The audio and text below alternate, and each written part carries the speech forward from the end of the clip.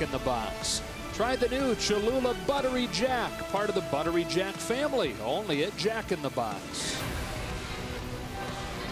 On an 83-degree night, the roof open here in Phoenix is Zack Greinke and the Diamondbacks welcoming the Dodgers for game one of this four-game series. And the Dodgers moving forward without Corey Seager. Will undergo Tommy John surgery in the coming days. First lineup without Seager looks like this. The man that leads off is the man that'll replace him defensively. Chris Taylor. Then it's Chase Utley hitting second, starting at second.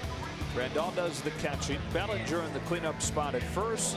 Jock Peterson's been hot lately. He's in left with Verdugo in right. Kike Hernandez in center. And Max Muncy starting at third. Dodgers saw Zack Greinke earlier this season at Dodger Stadium. Scored 4 runs against him over 6 1/3. And in his last start against Philadelphia, got hit for 5 runs on 9 hits. He's not been that great so far. Here in his 15th pro season, off we go with a fastball that misses 1-0. 2009 Cy Young Award winner. 9 years later, the fastball, instead of being in the mid-90s, is averaging below 90 miles an hour. If there's such thing as a crafty righty, I think Zack Greinke would fit that definition now. It's a lot about the fastball and the changeup relationship, and then the fastball and the slider relationship. Now the slider's got knocked around. League hitting above 300 against it. The key home run that he gave up in Philadelphia on Wednesday was on a slider. Here he comes with a 1-1, and Chris Taylor takes it over the outside corner for strike 2. Closed captioning tonight brought to you by Wiener Schnitzel.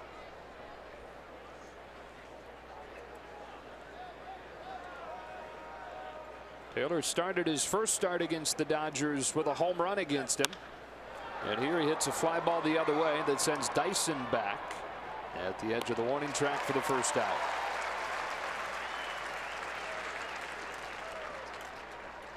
Zack Greinke's best pitch now is his changeup. But it's not because of the lack of speed or the differential with his fastball. The real key to the changeup is the movement. The fastball changeup differential is only about 4 or 5 miles an hour.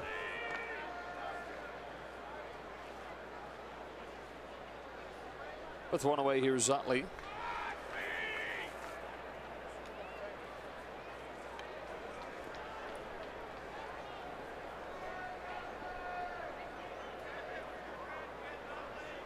Greinke pitches. Utley takes strike 1. Jerry Lane in no hurry getting those strike calls out of his system. Now the Dodgers up and down. They started 4-9, then won 7 of 8. They've now lost 5 of 6, dropping 3 of the first 4 of the trip in San Francisco. The Diamondbacks, meanwhile, have the best record in the National League, and they're the first team since 1907 to win each of their first 9 series of the year. In the dirt, 1-2. Significant blow today, losing Corey Seager for the rest of the year. But what has been going wrong with the Dodgers right now, as far as consistently winning, would be their bullpen. And they can probably get it done without Corey, with just a solid offense, not an explosive one, if the bullpen would come around. Starting pitching has been solid and probably will improve. The bullpen is the place where all of a sudden that is a place where you have to finish off games, keep leads, keep games close, and finish off wins. During this stretch where they've dropped 5 of 6, they've given up 19 runs in 17 innings. The bullpen has. On a 2-2 to Utley. He takes it down the middle for strike 3. 2 up and 2 down for Greinke. Dodgers facing Greinke in a ballpark where he has been almost unbeatable since the start of last season. 14-1 since the beginning of his second year with the Diamondbacks. He's been good at home his whole career. Loved the home field advantage in Milwaukee, of course with the Dodgers, here with Arizona. You could say he's a homebody. He likes the comforts. Delivers a strike to Grandal. So far this year, His ERA at home is 1.42. It's over 7 on the road.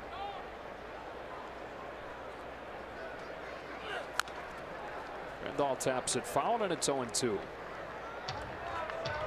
The Diamondbacks are off to this 19-8 start with an offense, as you mentioned, that's been middle of the road, and with the top 2 arms in the rotation below average so far. At least the guys they figured would be the top 2, and Greinke and Robbie Ray, who, by the way, was placed on the disabled list today with an oblique injury. So they're overcoming the mediocre offense, and they're overcoming a slew of injuries.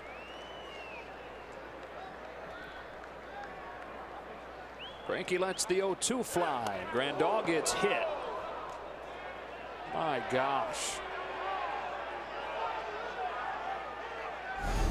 Up on his hand, and these guys are ex-battery mates. Yasmani looks at him like, what are you doing? And the hottest bat in the Dodger lineup does not appreciate that, up by his chin. First baseman. Makes you feel more like it was a little on purpose, not to hit him up by the head, but to actually make sure you get it in there and maybe knock him down a little bit.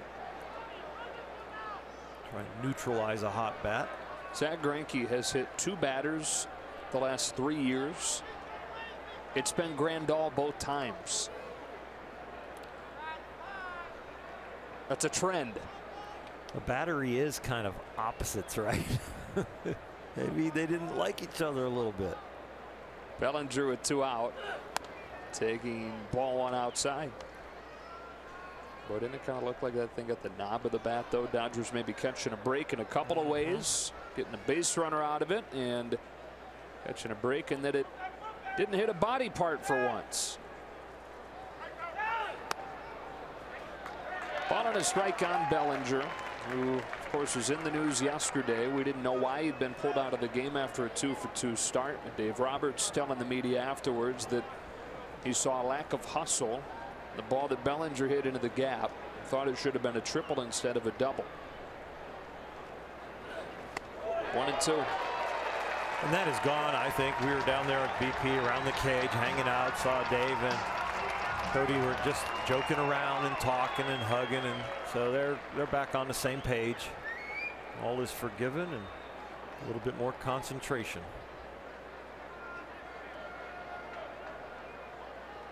Greinke throws 1-2. Fastball for strike 3 to the outside corner. Couple of Ks in the inning for Greinke. Ross Stripling ready to take the ball for the Dodgers on the other side of this break.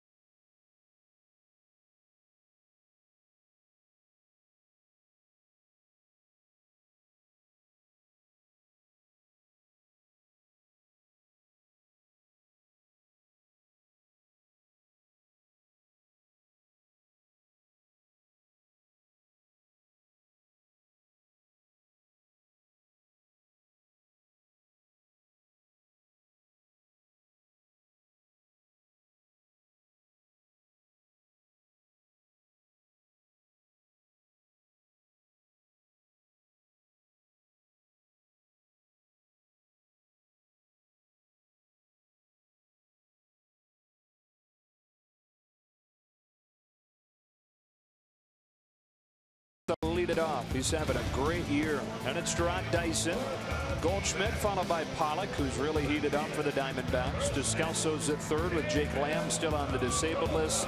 Owings and Ahmed, the middle infield combo. Jeff Mathis catches Zach Greinke, and they face off with Ross Stripling who makes his first start of the year. It was supposed to be Rich Hill today, but Rich getting an infection in that middle finger on his throwing hand and not quite ready to come off yet.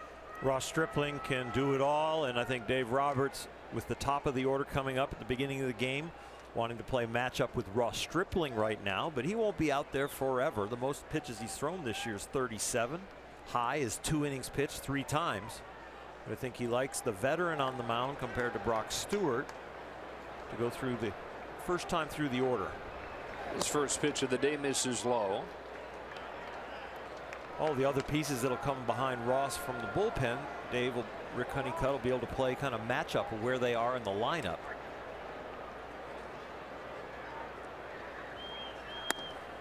That's a strike, 1-1. Is this a preview in a way of baseball in the future, where you may see matchups right from the first inning, knowing that you're going to get the top of the order in the first?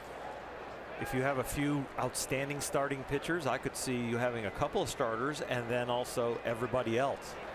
And so, you know, a guy like Kershaw with his ability and his track record would stay as a starter, but behind him you could say, okay, Wood's a starter, Hill's a starter, Kershaw a starter, and then everybody else you're just on a staff, and we'll cover the other 2 games depending on where we are in the usage.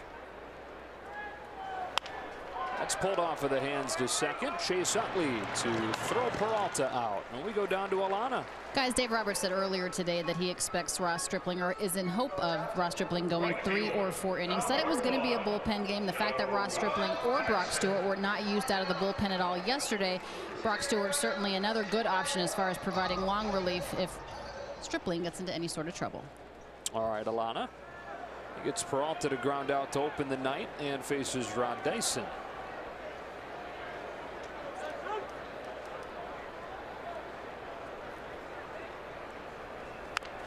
Who bunts it back to him.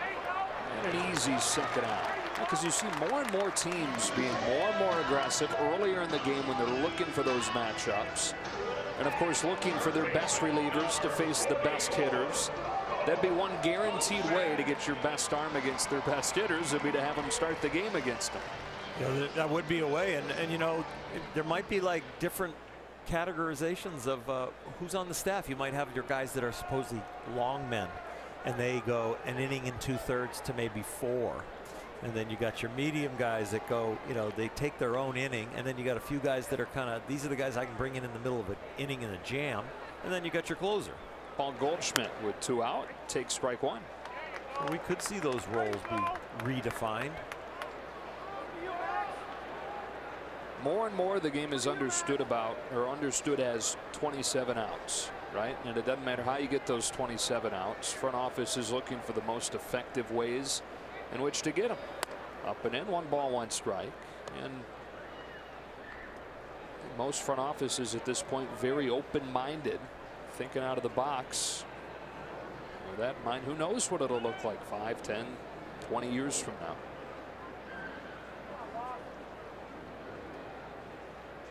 On a 1-1 pitch, Goldschmidt hits a fly ball to right. Alex Verdugo drifting towards the foul line. He's got room near the sidewall to finish a 1-2-3 first inning. Importantly, on just 8 pitches for Stripling.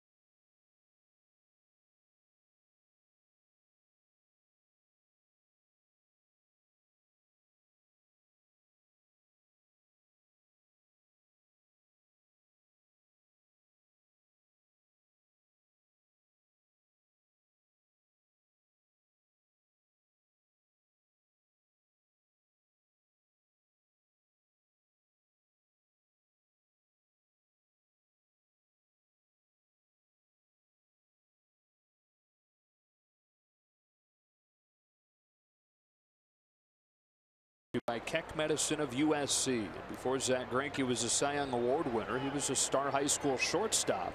In fact, didn't pitch full-time until his senior year. And he's taken what he's picked up in his background as an infielder and become a 4-time Gold Glove Award winner on the mound. Jock Peterson to open the second for the Dodgers, taking ball one. Jock, the hottest Dodger hitter right now. Last 5 games, he's 8 for 14 with 4 walks.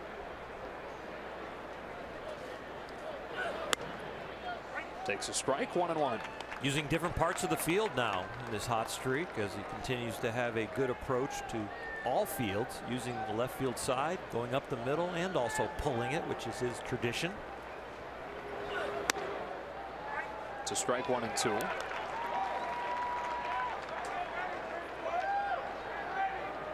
Turner Ward especially pleased with Jock Peterson right now. Maybe out of the whole group. It is consistent approach. On a 1-2 pitch from Greinke, curveball gets him swinging. Drop that down to 66. Doesn't use that a ton, but used it effectively for his 3rd K. Well, when Zach was Jock's teammate and he saw how effective off-speed pitches were to Jock, he's improving in that area, but Zach going with the historical facts right there, taking a lot off of that. Greinke facing Alex Verdugo for the first time. And perhaps one of the trickle downs of Corey Seager's injury is Verdugo goes from being just taxi squad in case they needed him over the weekend in San Francisco to, with Puig on the DL, being here for at least a little while, to maybe having a chance to stick. And somebody's going to have to hit a left-handed starter because there's only 6 healthy right-handed bats on the Dodger roster right now. So you need 2 more guys in the lineup when they face a left-hander. You know, you're waiting for Turner's bat, you're waiting for Forsythe, you're waiting for Puig. So that's 3 right-handers on the DL. So the balance in the roster right now is a little out of sorts. You think one of those left-handed bats against lefty is going to be Bellinger, but could it be Verdugo also? And could Verdugo be this year's Bellinger or this year's Seager when you're looking back to 2016?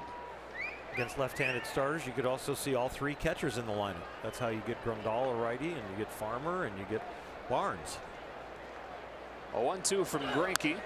He fouls it off. Seager played against both lefty and righty, but it was a spot where, you know, I don't have to worry about Corey against lefties.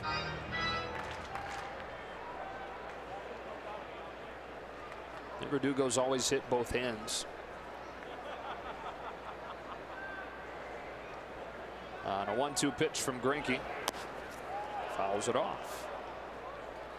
He's only 21 years old, and he's back in his home state this week.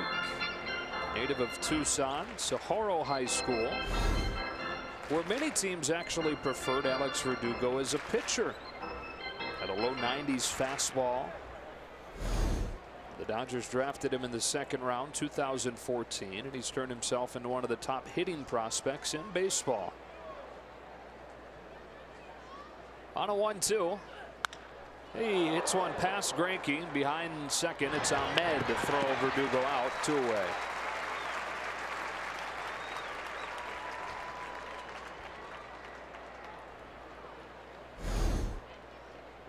Fooled, but there's an awful lot of swing, and that's why people are so high on Alex, that even when it isn't the complete perfect swing, he's very good at getting the barrel of the bat on the ball. 2 up, 2 down, 2nd inning. Here's Kike Hernandez. On base in 10 in a row, and with an on-base percentage above 500 during that time. Goes after the first pitch here. Softly hit to Ahmed at short. And a 1-2-3 second for Greinke. The off and rolling in Phoenix. Glad you're with us to the bottom of the 2nd, no score.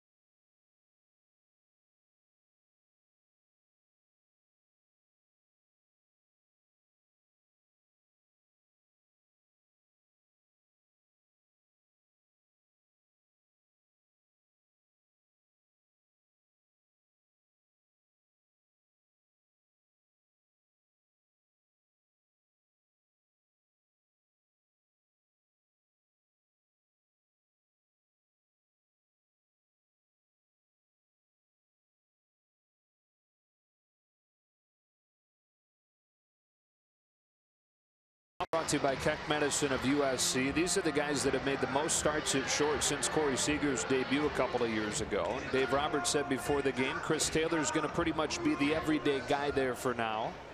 Trickle down for that means Kike Hernandez is set to see more time in the outfield.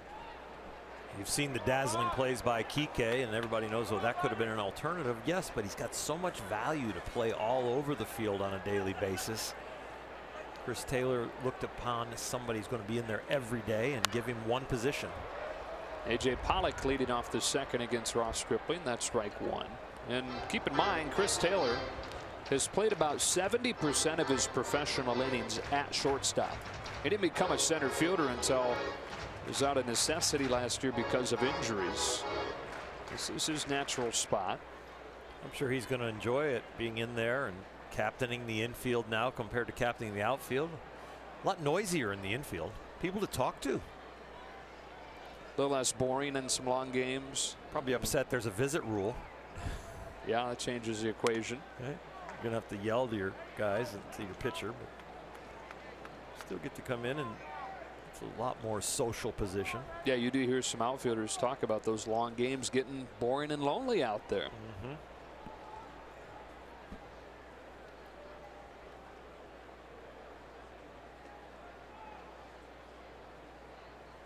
Stripling to Pollock with an 0-2. And a drive down the left field line. Hooking foul. That's the thunder that A.J. Pollock has shown recently. 6 home runs. 3rd in the National League with 21 batted in. And he is finally, for the first time in years, looking fully healthy.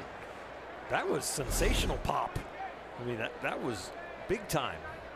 Second deck, the way he got to that ball.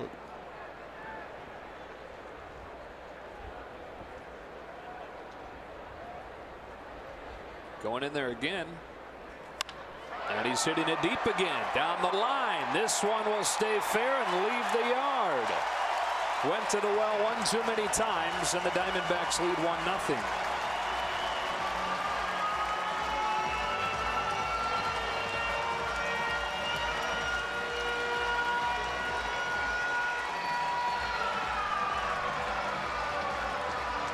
Diamondbacks. Here's your Carl's Cam replay. Yasmani sitting deep inside, but that ball was outer half.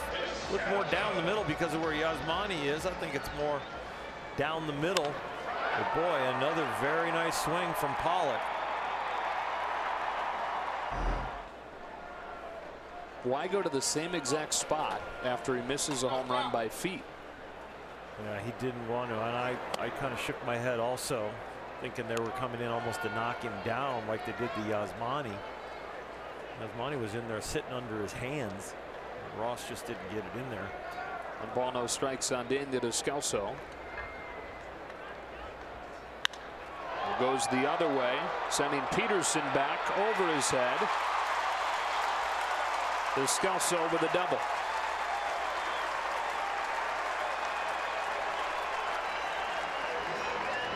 Go back to Pollock and you show the right here, this is the first pitch where they went in there and he pulls it foul.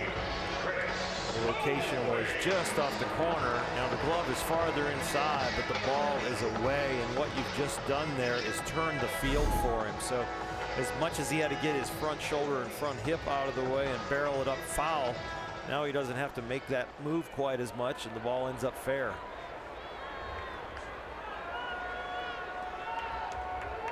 So a homer and a double after the 1-2-3 first, and here's Chris Owings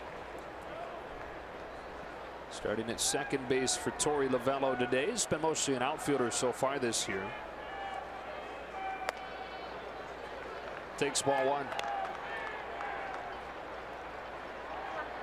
Owings was involved in a bad collision last week while he was playing the outfield with A.J. Pollock in right center. Missed about a week. And he's been struggling offensively around that injury. Stripling gets a fastball by him, 1-1. Remember when the Dodgers saw the Diamondbacks a few weeks ago at Dodger Stadium, he was one of their hottest hitters. 400 was the average after 10 games, but 5 for 39 since then. Pollock going well. Goldschmidt starting to heat up. Ground ball is short, and that will have Descalso holding at second as Taylor throws him out.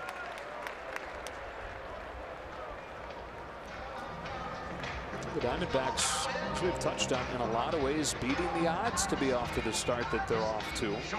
We mentioned the injuries in the rotation. We mentioned Greinke and Ray underperforming. We've not yet talked about the fact that they've not had Steven Souza at any point in the year. He was acquired to be a middle of the order bat. And they've only had Jake Lamb, their all-star third baseman, for 4 games. They're finding ways to get it done right now, but they have a lot of ways to finish a game with that bullpen. Here's Ahmed. Strike one. It's impressive when you look at the names in the bullpen, you look at their ERAs and you go, wow, they can bring almost anybody out. And that ERA is under 2 for the whole pen. Best in the big leagues. And not really paying anybody down there. These are guys that they've uncovered. Some of them they've converted from starters like him, Archie Bradley. But no big free agent acquisitions, no significant trades down there. Ahmed takes outside 1-1. That shot of Archie Bradley is complete contrast of the way he is when he's in the game. Very relaxed. Oh, got him a cup of coffee. My arm's just kind of hanging down. But when he comes in the game, he is breathing fire.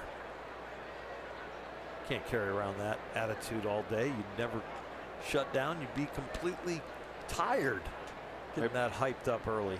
There's a few shots of espresso in that cup. 1 and 2.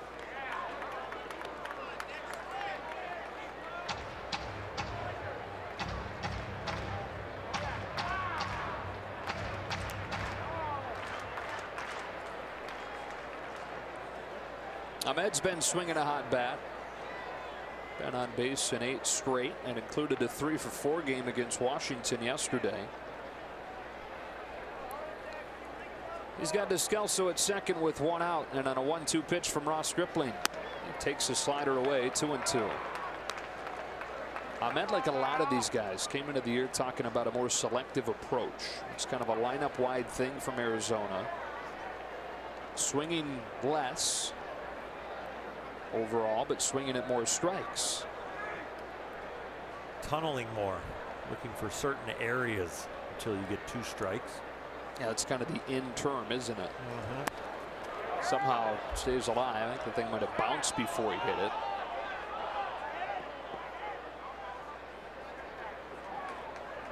It was a little bit like cricket right there. It did bounce.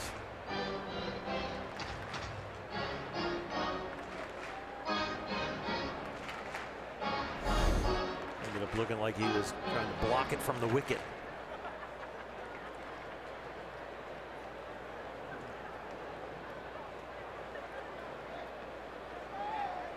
So now Stripling will bowl again. Yep, he's a bowler, but he doesn't get a running start.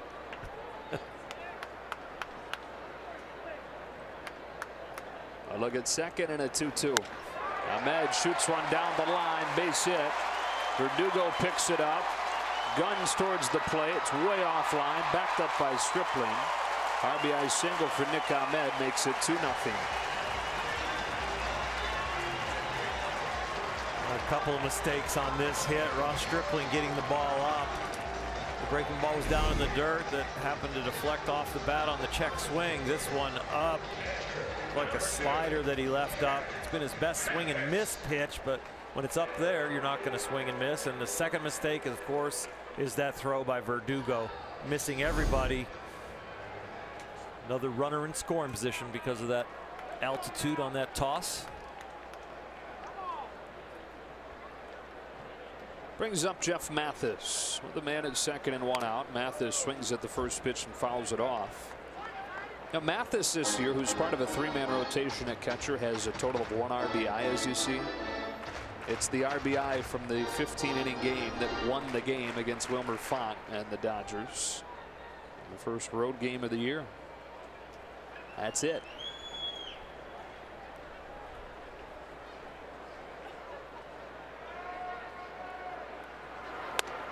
1-1.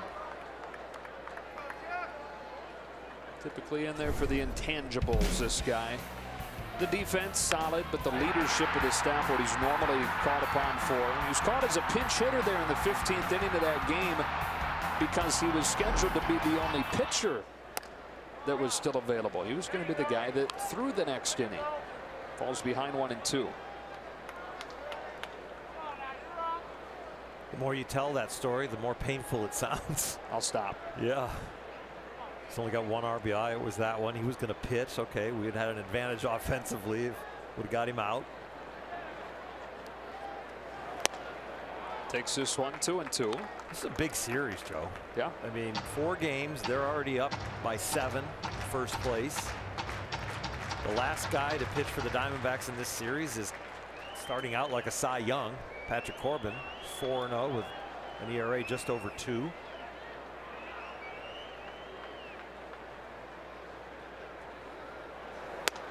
Full count.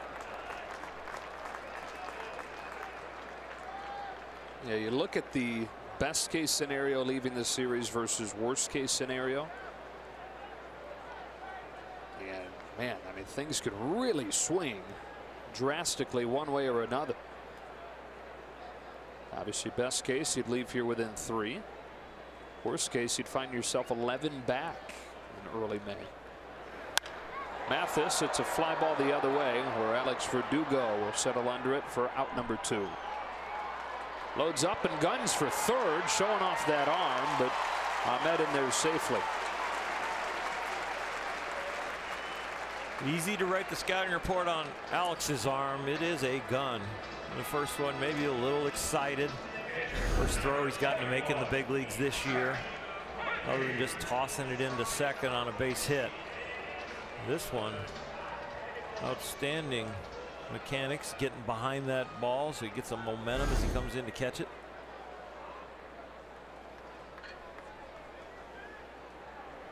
Well, after the 8-pitch first inning for Stripling, he's thrown 21 here in the second, and again his season high is 37. His 30th is strike 1 on Greinke.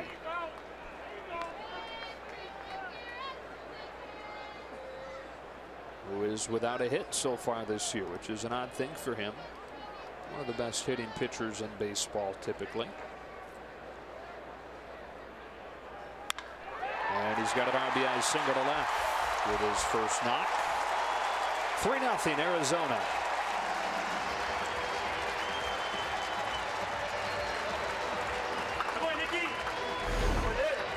Fastball trying to go away. This one leaks to the other side of the plate. The fastball command has not been there for Ross, especially when it's either in or out. The height of it hasn't been bad at times, but the left-right has been off. Well, Ross came into the game having allowed just 1 run all season and is 14 1/3 out of the bullpen. But Arizona getting 3 here in the second, and now second time through the order with David Peralta.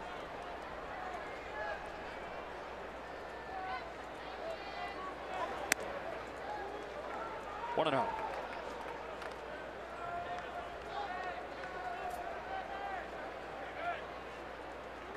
Kind of a shock to my system watching the ball carry here after leaving San Francisco, where the ballpark was holding everything.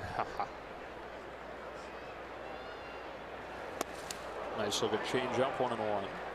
We do have our first set of substantial data to look at what the humidor has done here, by the way, through with about a month of games. So I don't know how substantial that is, but enough to at least compare it to other months. And it's had the largest one-year drop-off in offense of any park in baseball.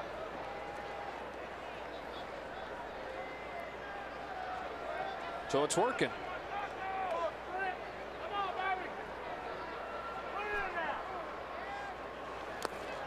Foul tipped 1-2. What is the opposite of a humidor? Because I think they need that in San Francisco. Oh yeah. What would they do? Heat them up in a microwave and bring them out? Get the center really hot. Yeah. Dry the balls out. Put them in the sun. They'd have to transport them out of San Francisco for that part. It'd be a dehumidifier. Got to get the water out of the balls. Right. I've got one. dehumidifier do you? if they want to borrow it for that. 1-2. Can't lay off a breaking ball. And the inning is over. Stripling gets his first strikeout, but the Diamondbacks get the first runs of the night. Home run from Pollock. A couple of RBI hits after.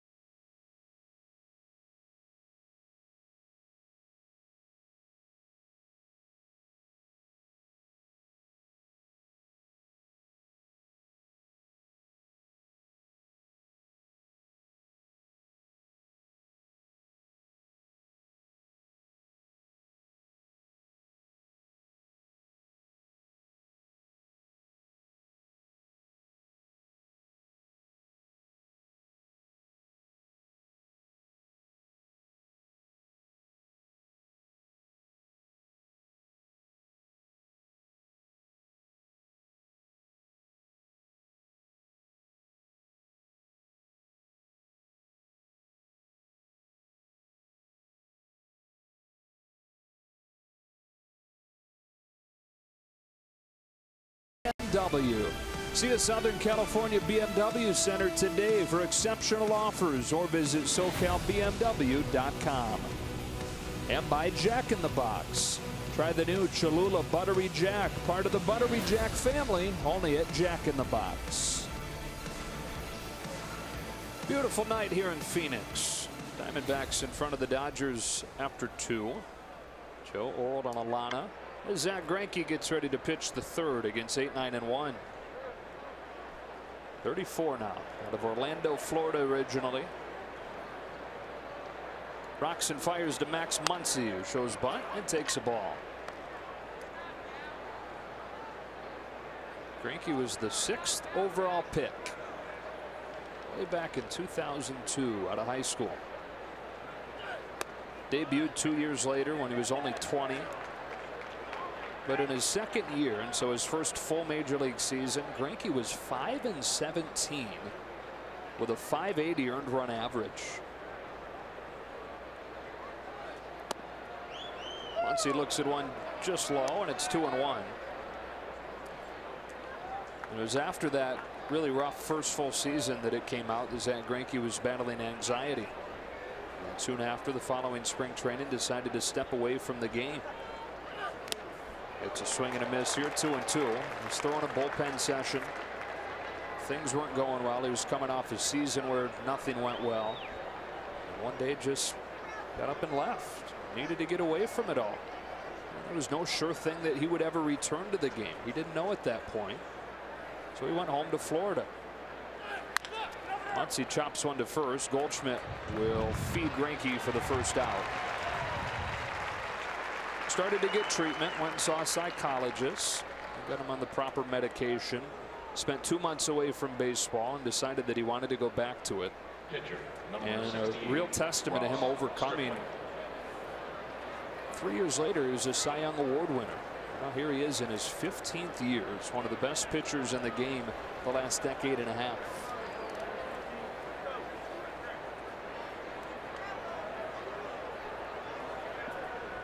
Stripling hits for himself here and takes strike one.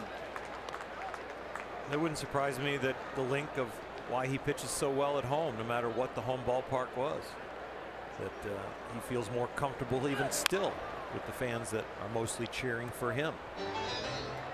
And again, if you're just joining us, 14-1 in this ballpark over the last year plus.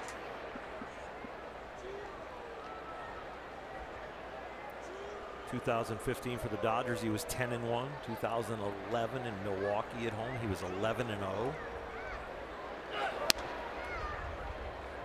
2017 here in Arizona, 13-1. Likes his home cooking.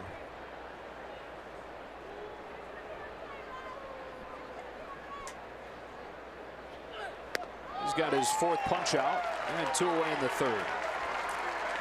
Hey, Dodger fans, watch your team battle the NL West rival, these Diamondbacks, Thursday afternoon at 12:30 for this week's MLB Facebook Watch Game. Follow MLB Live on Facebook to catch exclusive national game broadcasts all season long. Well, I'll be watching you and Alana. Rich Walsh will do the play-by-play. Alana be there. Eric Burns, and I'll fill in.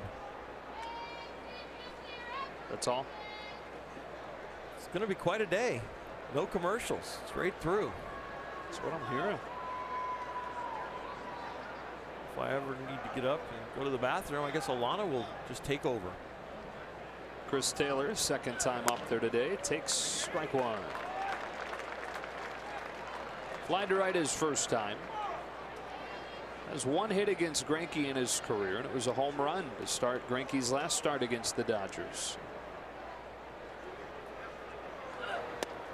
Takes that one away, ball and a strike.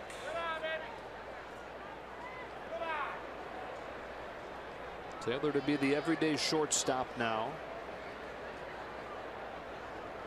First start this season there. Started a handful of games there last year. It's a fly ball towards foul ground right side, and that will reach the seats. 1-2. Again, like we mentioned last inning, close to 70% of his innings as a pro have come at short. And in a lot of ways, if Corey Seager had tried to keep playing, this probably becomes a defensive upgrade at short, because you were getting a diminished Corey Seager there, and his arm hadn't been 100%. I think that was very clear to everybody as the year started. So at least defensively, there's potential upgrade in Taylor with Seager in the status that he currently was. It's inside 2-2. Yeah, you're not comparing apples with apples when you're talking about diminished Corey Seager, but I think you're right. In this current situation, if Corey was able to still go, you're bringing one of the best outfield arms around in Chris Taylor in to play shortstop. Can't lay off. Greinke with another 1-2-3 inning. He's held the Dodgers without a hit through 3.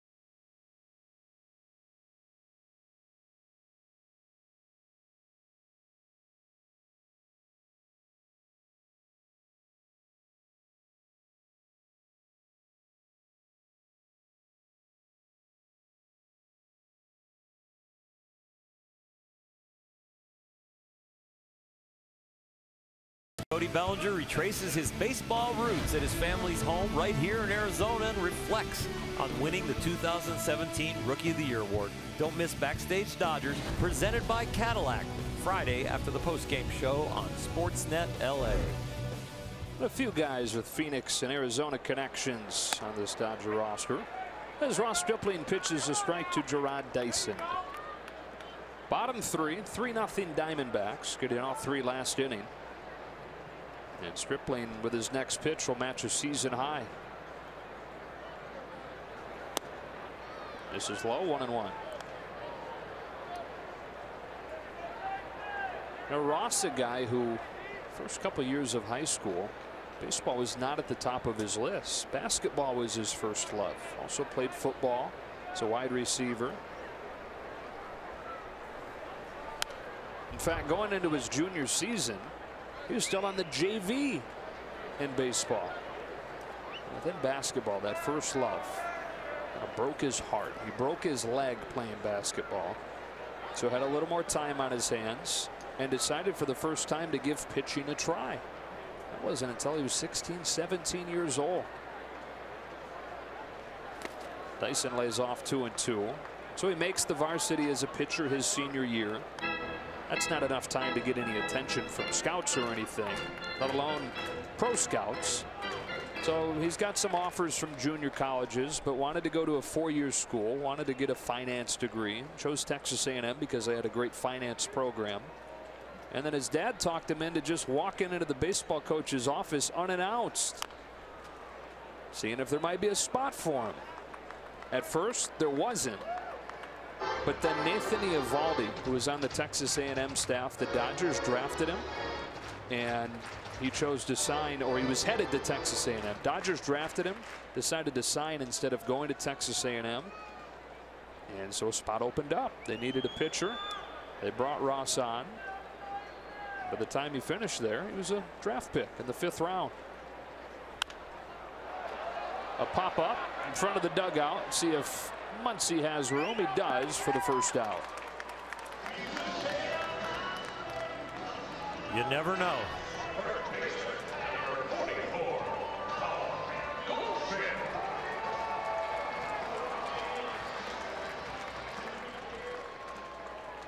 With one out, up comes Paul Goldschmidt. Has had his way with Stripling in their previous matchups, but tonight a fly out to right. Coming inside with the first one, missing with ball 1.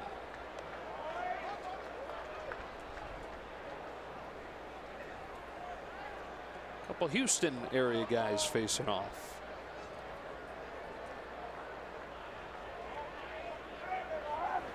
Ball from the Woodlands, Texas. Oldest of 3 boys growing up there, all-star baseball players.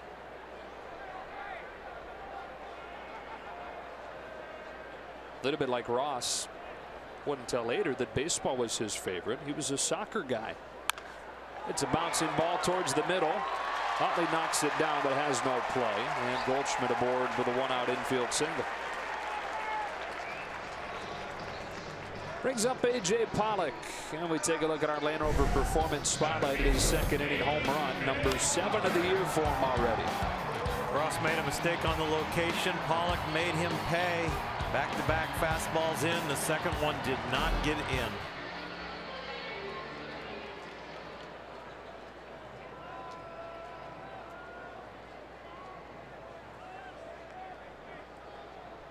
Only really one fully healthy season for this guy. It was 2015, and scary to think what he can do when he is healthy for a full year. When you look at that as the example, cuts and misses, strike 1. Hit .315, homered 20 times. All-star, won a Gold Glove. In 2016, he had that elbow fracture. 2017, groin injury, quad injury.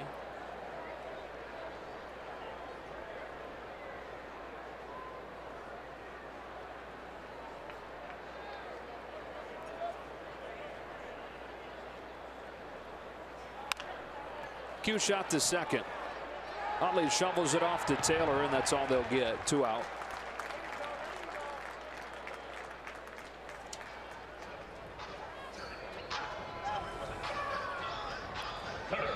Better execution right there from Ross Stripling. Not trying to go in with the fastball, but 2 sliders away. Gets the weakly hit ground ball. Slider has really been his best pitch and really accentuated his abilities this year.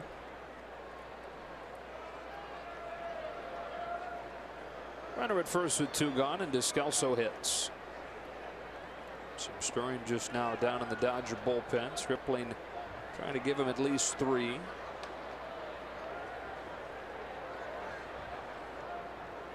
There goes Pollock. Throw down. Perfectly done by Grandal with a nice tag from Taylor on the short hop.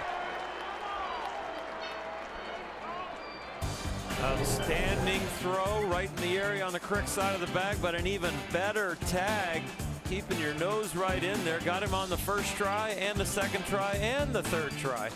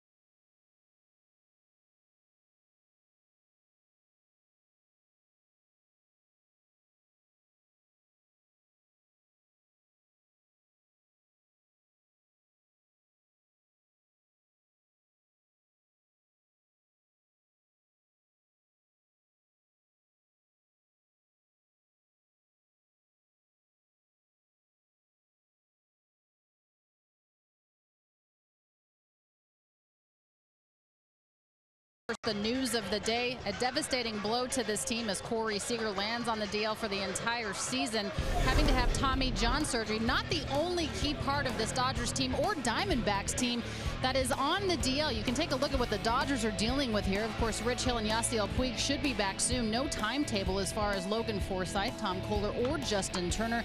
And the Diamondbacks with some key additions or subtractions, I should say, as well. Look at 3 of their starters, Robbie Ray, Taijuan Walker, Shelby Miller on the DL, and Jake Lamb dealing with a shoulder issue as well. A bit of a mash unit, guys. That doesn't even include Steven Souza, who's yet to play for them. Chase Utley takes strike 1 from Zach Greinke. Every team deals with it to some extent. These two getting hit by the injury bug harder than most through the first month of the year. On the corner, strike 2. Yeah, it felt before Corey went down. Justin Turner, of course, was the biggest injury, but it was kind of like we're just getting kind of nicks and cuts. Right. And all of a sudden now it seems like a large hurdle that they're going to need to jump over. Utley hits a ground ball to the left side. Now Ahmed will throw him out, 1 away.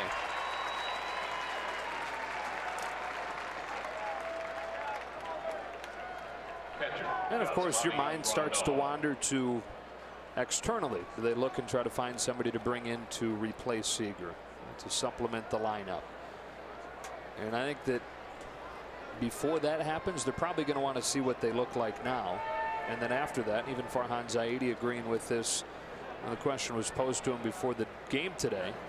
Grandal takes ball 1, but it's going to be a much different team a month from now when Turner and hopefully Puig and Forsythe are all back in the lineup too.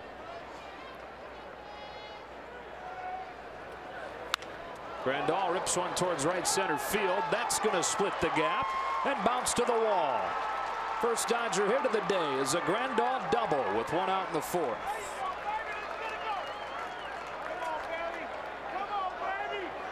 Here's the beginning of some offense. If you take a look at the Carl's Cam replay, a breaking ball that kind of lazily stays on the outside part of the plate, up just enough for Yasmani to get under it. He can golf anything down there. A great low ball hitter. He gets Bellinger up there in a 3-0 game in the 4th. To get back to your point on the roster and where will they look internally, externally, you're always evaluating your team, sometimes with a microscope and sometimes with binoculars. And so you've got the short-term needs, and then you gather more perspective on a weekly basis, and then you might look towards what do we need in August. You know, where will we be in September? And every game now, a little bit deeper look into the roster and what they might want to do or not do. General rule of thumb is first third of the season, you see what you got. Middle third of the season, you see what's out there, what deals can be made. You address what you've got and what you need. And then the final third of the season, you go get them. 1-2 strikes. Effective change from Greinke. Dodgers haven't swung and missed at Zach's fastball at all tonight, but there's been some swing and misses with the slider, the curveball, and the changeup. Changeup was #1 in baseball last year, most effective. He's throwing it more than ever in 2018. In some ways, it's really not even a changeup anymore. I know it's classified, but we're talking, 3 mile an hour difference in some ways. But he throws it as hard as he can and has a grip that really gives him excellent movement. And so it's not about changing speeds. It's about the movement, like right there. That's a changeup at 86, and the fastball is averaging under 90 miles an hour. So in some ways, just like a fastball relates to a cutter, a fastball for Zach relates to his changeup. It's like a changeup sinker hybrid. Bellinger grounds one to first. Goldschmidt feeds Greinke 2 out.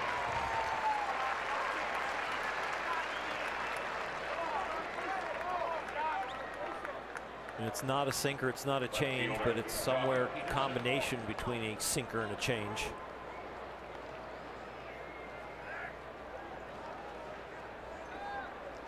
You call it a cinch.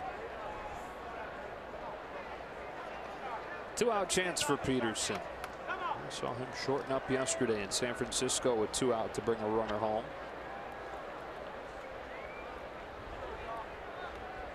Went the other way to do it. Looks at a fastball outside, ball 1. And we're watching the growth of Cody Bellinger with kind of a 2-strike approach, or using the opposite field. Jock Peterson now picking up on that. We've seen Chase Utley use that. A lot of the Dodger lefties now taking a shot the opposite way of the shift.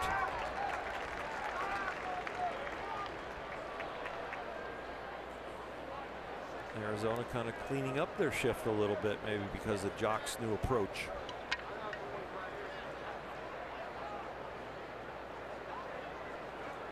Runner at third, 2 out, and on a 1-1. Catches the outside corner. 1-2. That's been very wide out there.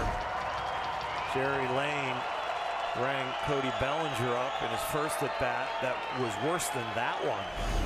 That one was still a good ball and a half off the plate. It's one where you Jock and the Dodgers, you say, Jerry, we don't need that right now. And I can't reach it.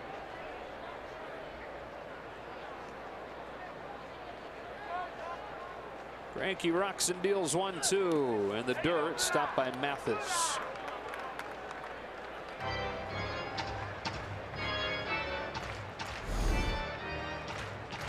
Goes back out there with the changeup this time. It's pretty much a ball right out of his hand.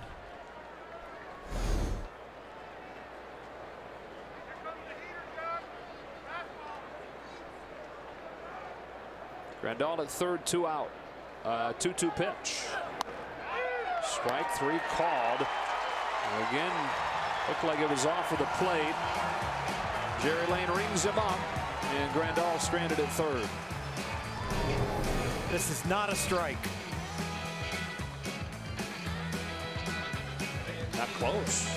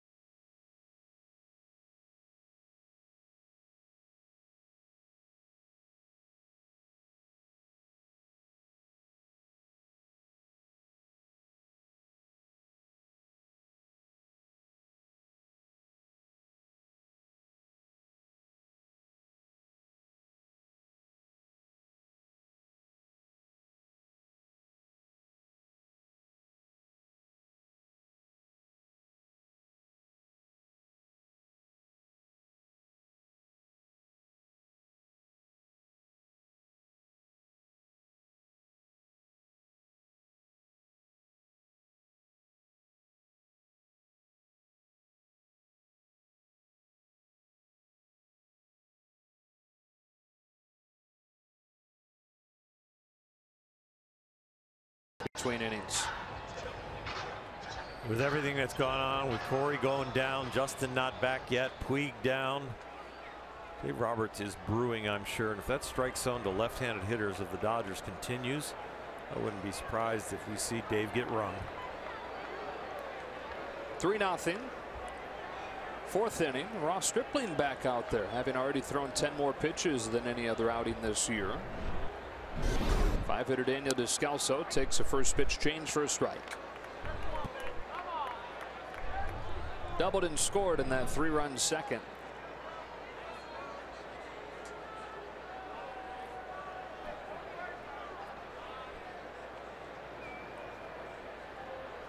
Former Rocky. The change up inside corner 0-2. Now Ross Stripling had a chance to be a Colorado Rocky. He was drafted after his junior year there. 9th rounder, didn't sign obviously. Went on, played the senior season. Dodgers took him 1 year later in the 5th round.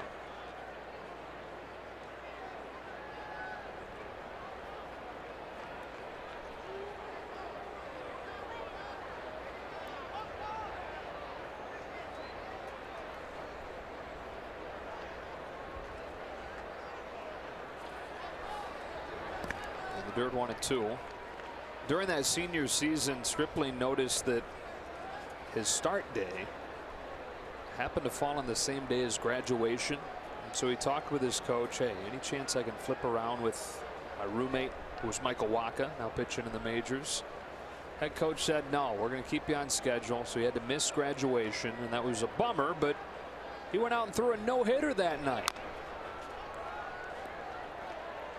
Pretty special day.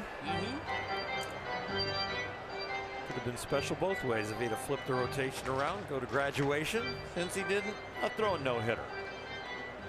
Only graduate once. You can throw a no-hitter anytime. All right. Some guys.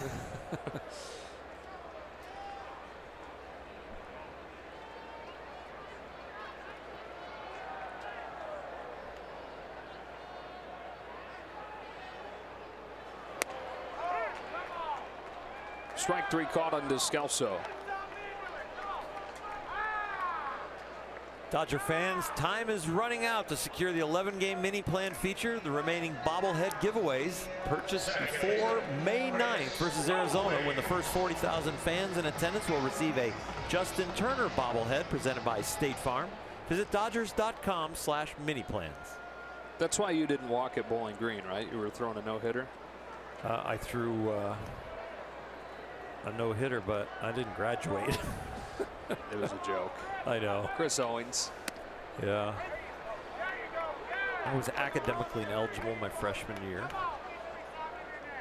I had a solid 1.6. ERA, huh? No, I didn't make the team. I didn't make the team till my junior year. Just trying to give you the benefit of the doubt. I'm trying to help you, Oral. Yeah, no, I'm just coming clean. Yeah. Does it feel good? I've gotten over it a long time ago. 1-2. Amazing when you stay out of the pool hall and the pinball machine area and the bowling alley. You all of a sudden get better grades. Just a little too young to go off to college, I think. My parents should have kept me at home and got a job for you before I went off. Gap year? Yeah, I should have had a gap year. Was that a thing then? Nope.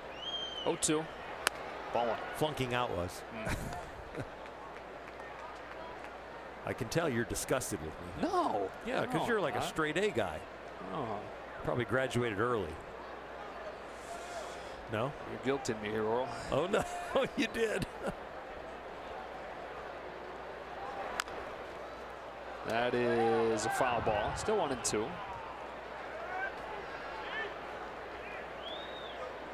This is the most pitches Ross Stripling has thrown in a game since his rookie year, when he was a starter more than he was a reliever.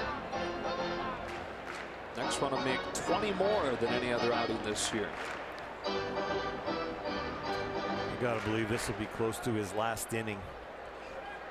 No action in the Dodger bullpen, but I'm sure they have taken inventory of Ross before he took the mound here in this inning.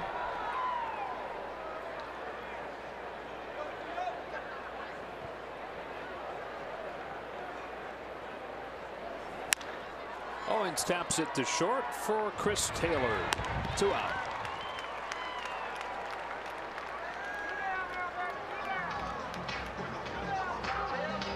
Arizona 3, the Dodgers nothing. The bottom of the 4th inning here in this series opener. First of 4 between these teams.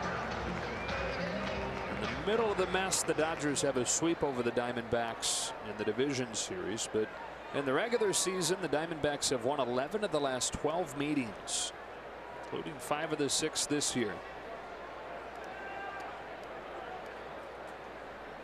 Ahmed with 2 out. Takes ball 1. Well, the Diamondbacks have really had their number. Some of them just a kind of a shellacking, but other ones is kind of strange wins that all of a sudden it starts to feel like this ballpark's a little haunted.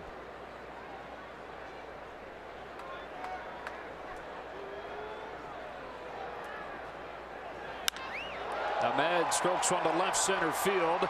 Long way back there and gone. Wow. Nick Ahmed has found power this year. Drives that ball to the deepest part of the yard to make it 4-0.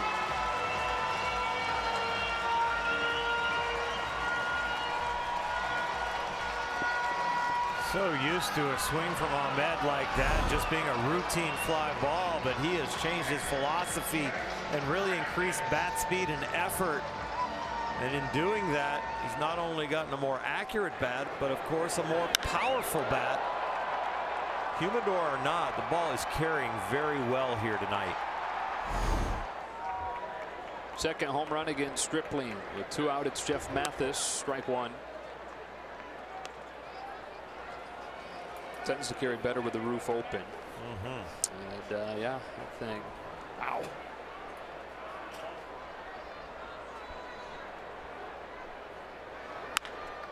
Base hit to left from Mathis.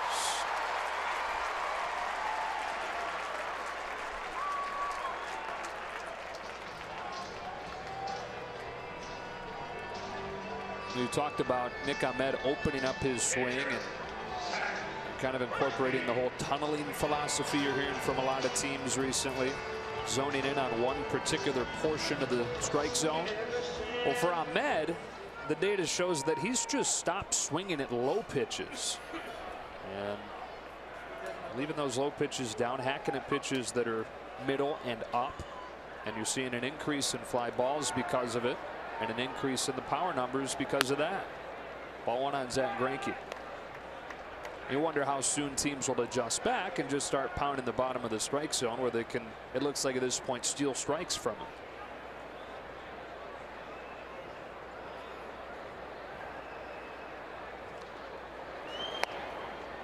Well, the pitchers have the raw data on the hitters, where their weak spots are. The hitters have the data on where their strengths are. So in a lot of ways, everybody knows where they need to go or what they want to concentrate on as a hitter in an area. And then it comes down to execution. Ross Stripling knows that he's probably seeking that high pitch, trying to keep it down, but made a mistake. Greinke hammers the ball right center field and deep. Verdugo can't get there. They catch a break and then it bounces into the seats, and they'll put him at second and third.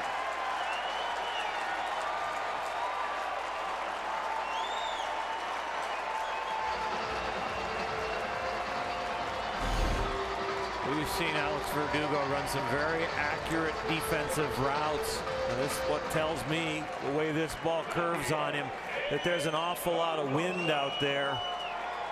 That is not a normal route for him. I know he's a youngster just up here, but that breeze is really blowing. And the way Ahmed's ball carried and the way he was laughing on the bench with the guys, I think he knows he didn't get it all, that it was helped by the wind, and that one there was hurt as far as the way Alex was trying to get it. 4 runs on 8 hits now for Arizona. Half of those 8 hits for extra bases. And now the 3rd time through against Stripling.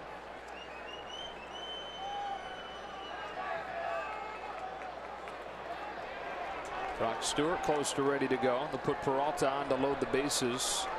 Bring Dyson up. Ross Stripling digging deep, giving him double what he's given at any point this season as far as the pitch count. Desperate times calling for desperate measures. And really going beyond what he's been used to going. I just thought of had an odd thought. What if you were trying to stall for your bullpen and you wanted to intentionally walk the guy there? If you could go back to the old style on your own, what would they do? Yeah, what would they do? Just set your catcher up about a foot outside and just throw 4 nice, easy fastballs into the batter's box. Say your catcher has to lean to get them. I'm not sure that would be against the rules. No, I haven't seen that. That's a good point. I used to intentionally walk guys that way. You know, just kind of, all right, we're going to throw 4 wide ones. We don't want to just stand up and do it, but let's throw 4 fastballs away about, 6-8 inches off the plate. On ball, no strikes on Rod Dyson.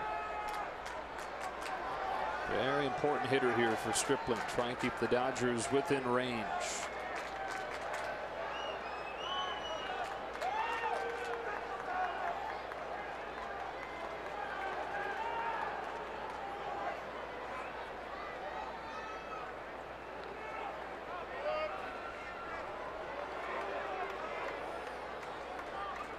A lot to chew on for the Dodgers with the way this game is going and the news earlier today.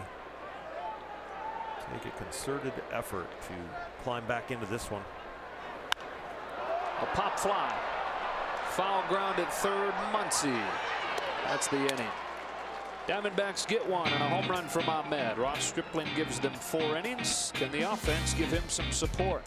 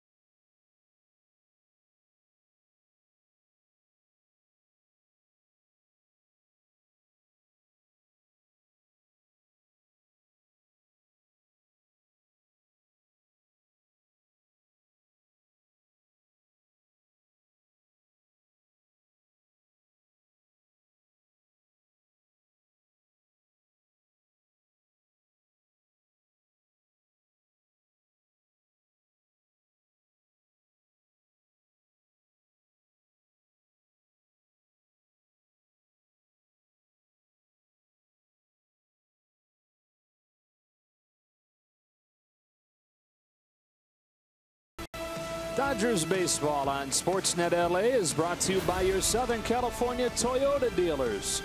Toyota's Thrill to Drive sales event is going on now. Check out amazing deals on a stylish new Corolla. Back in Phoenix, Diamondbacks getting 3 in the second and 1 in the 4th. To the 5th inning we go. Joe Orel and Alana. Hope your week's off to a good start. Despite everything, the Dodgers having dropped 5 of 6. And losing Corey Seager today. Justin Turner still working his way back. Good to see him in the ballpark. Of course, there's the Dodgers spring training facility here in Glendale. So a lot of times it's a good opportunity for any rehabbing guys to reconnect with the team. And Turner will be around all series. Maybe Kershaw tomorrow.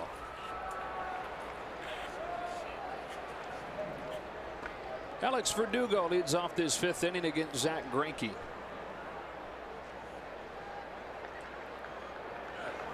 Ball 1.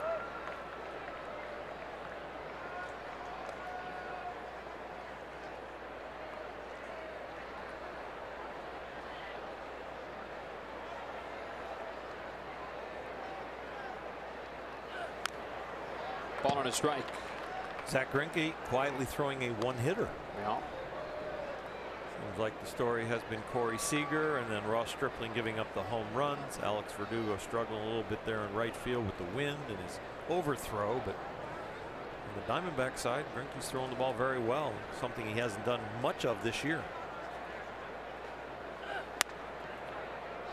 It's inside 2-1. He's been the beneficiary of a pretty wide strike zone to Jock Peterson, to Cody Bellinger.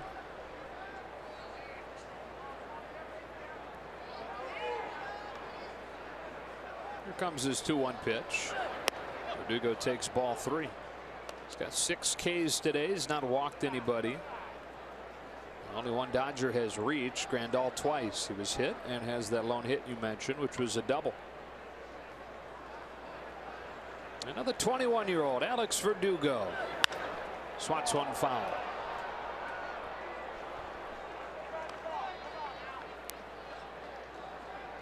Healthy cut on a fastball right there. I'll be surprised if he gets a fastball anywhere near the middle of the plate, even though it's a 3-2 count.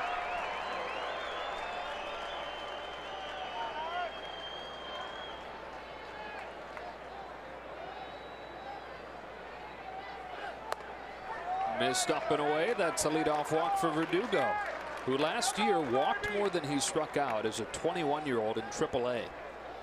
Center fielder. Show your mom how special she is. Take her to Dodger Stadium on Sunday, May 13th, when the Dodgers close out the series with the Cincinnati Redlegs. The first 40,000 fans in attendance will receive a Mother's Day cosmetic bag, compliments of Cedar Sinai. Visit Dodgers.com/promotions. Speaking of the Reds, could always be worse, right? Could be the Cincinnati Reds. Kike Hernandez taking strike 1.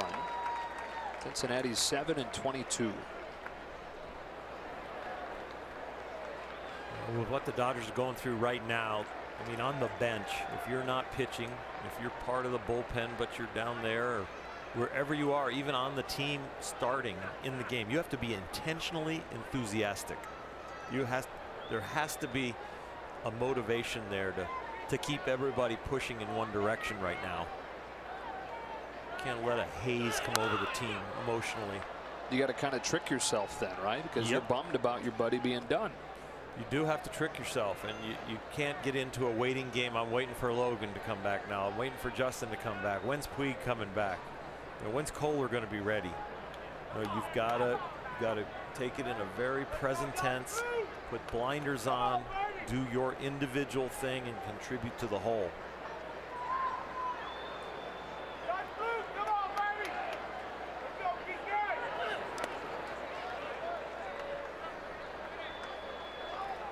It's easy if you get guys that get a little negative, and you know there's all kinds of places to have conversations with your teammates, and you can have it swirl down, or you can say we're going to fight and we're going to stay focused. Last year when it was going so well, any place they turned or any topic they talked about, they were talking about something good or patting somebody on the back. We're going to have to take the other side of that coin and become warriors and bond together.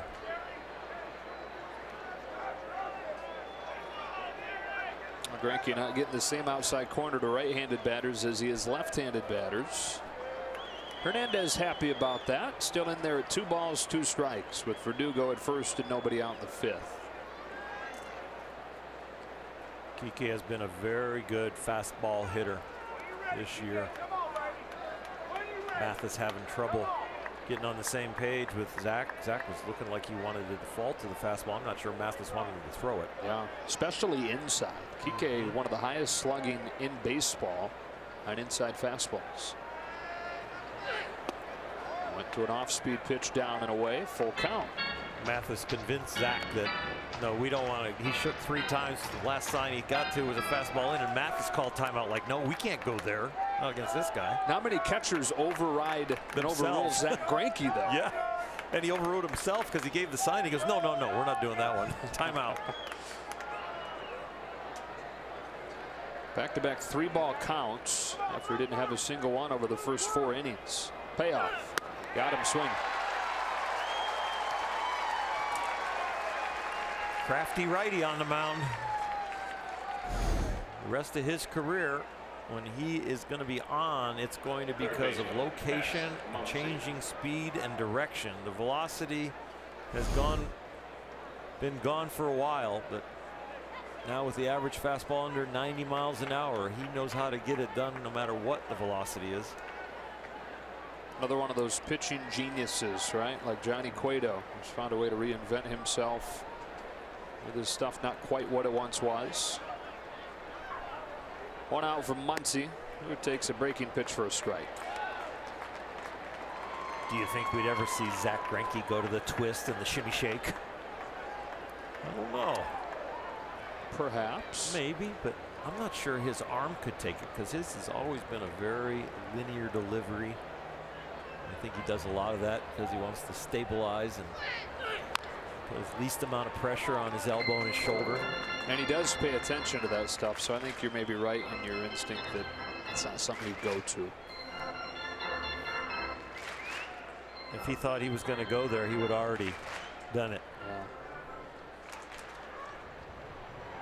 You watch how angular he is with lining up his hips, lining up his shoulders, getting the head facing right into the catcher, and then he kind of just follows that line that all those things create. Lands, stabilizes, and takes the pressure off his arm as much as possible.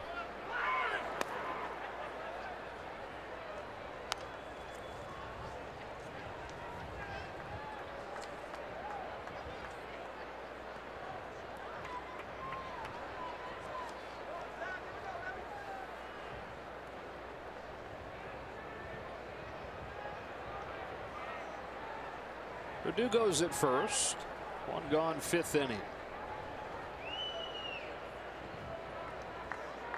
Greinke to Max Muncy with a 1-2 pitch. Got him with a changeup. His 8th K. One short of his season high. 87-mile-an-hour changeup.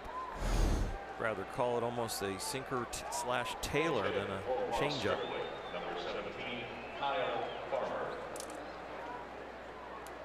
Kyle Farmer going to pinch hit here for Ross Stripling, officially ending his night.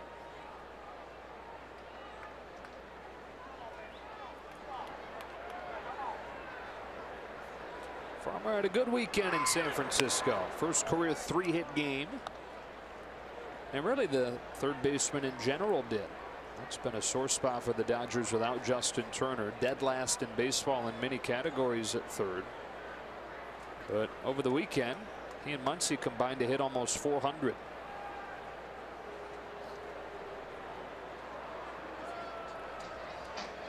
Greinke wants a scouting report on this kid. Zach has gotten his Ks tonight. 3 with fastballs, 1 with a changeup, 3 with sliders, 1 with a curve. Against a righty like Farmer, he might default to the slider and the curveball. Doesn't throw as many changeups to righties.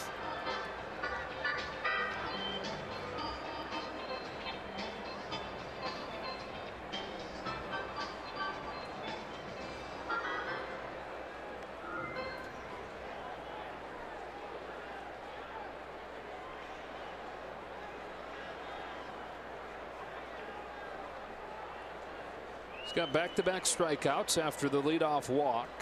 And now 1-0 pitch to Farmer. Tails in there for a strike, 1-1.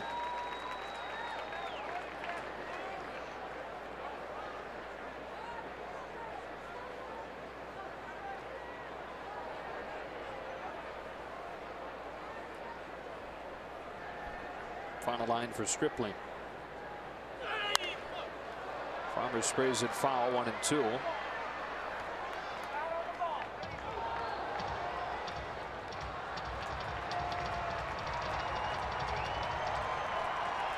Dodgers needing a spark.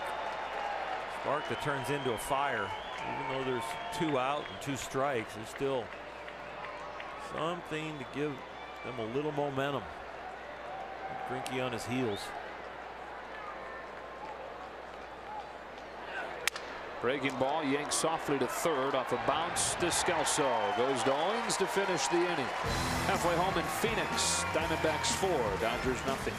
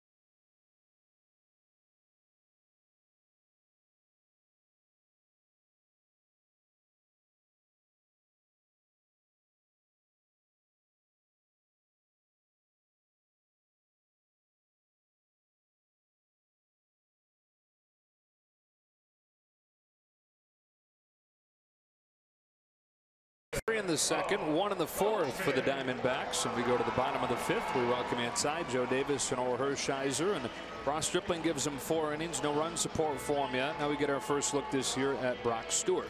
Yeah, Brock Stewart has thrown the ball well in AAA. He's been up here in the big leagues. We know the fastball changeup combination, always working on the breaking ball to bring the slider along. Greinke has been outstanding so far, and the Dodgers need to get to him. His Achilles heel has been the home run ball, but so far today, that's been the thing that has really hurt the Dodgers. As always, who's in, who's out is brought to you by In and Out. And Stewart against the heart of the order, hitting strike 1 from Paul Goldschmidt.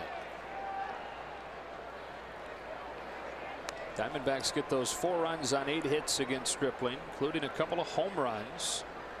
Solo shots from Pollock and Ahmed. Now the 26-year-old from Normal, Illinois on the mound. Just misses with that one. Ball and a strike.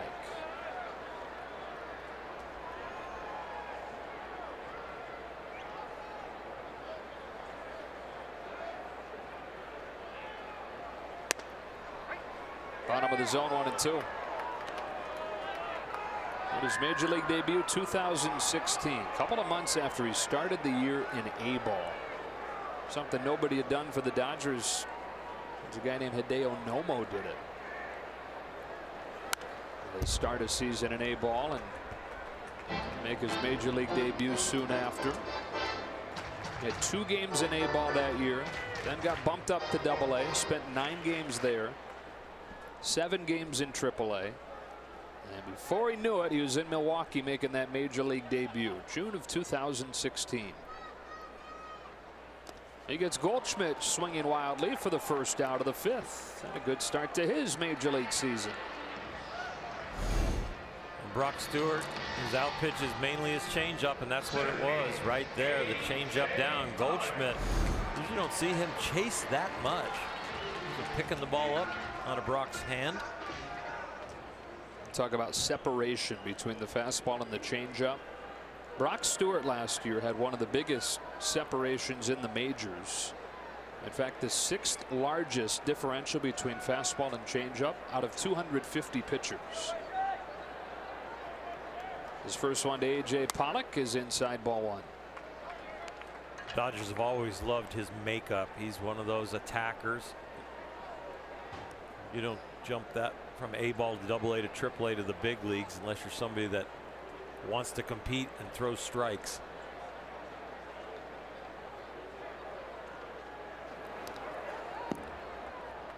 Position change guy. He's a shortstop. Yeah, only threw 26 innings in college. That's another thing they like. The arm is fresh.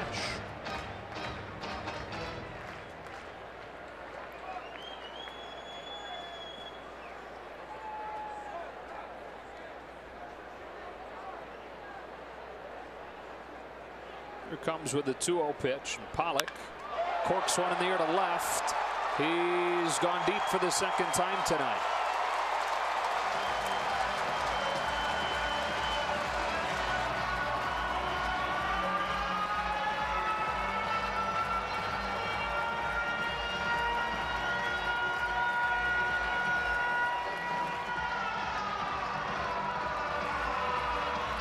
A.J. Pollock, not only talented, but a very smart baseball player.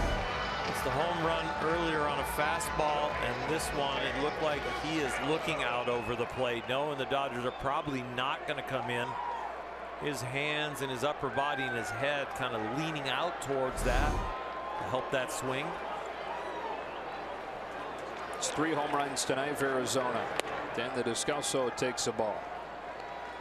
And again, this Diamondbacks team, while they're 19-8, best record in the National League, it's not been because of the offense. Been because of the pitching, specifically the bullpen. So on a night where they get 5 runs like this, they feel really good about their chances.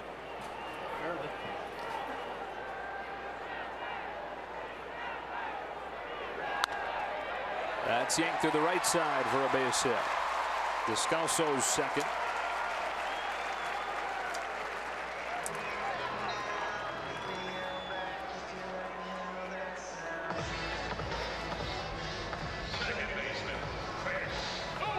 And here's Owens.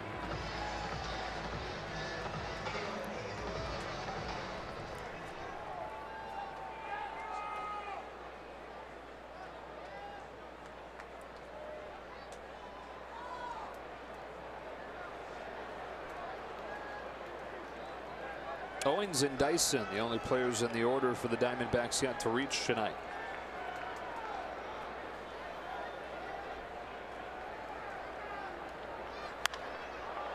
Off the hands. Utley, 2 out. The Dodgers are going to have to buck some trends here tonight. Arizona's beat them 11 out of the last 12. And you just mentioned the 5 runs, the offense coming around. Well, they are 11-0 when they get 5 runs this year. So they've got a big hill to climb. 8-8 when they get less than 5. 11-0 when they've gotten 5. Pollock has 2 of the home runs. Ahmed has the other. And he bats here with a man on and 2 out.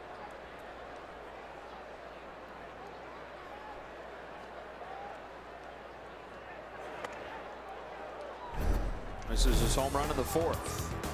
Strong wind, miles per hour outside the stadium, 15, and it comes in here and it kind of swirls. Supposedly is blowing left to right, but when it comes in, it hits the stands and turns it around. So the wind really is blowing out to center or to left center.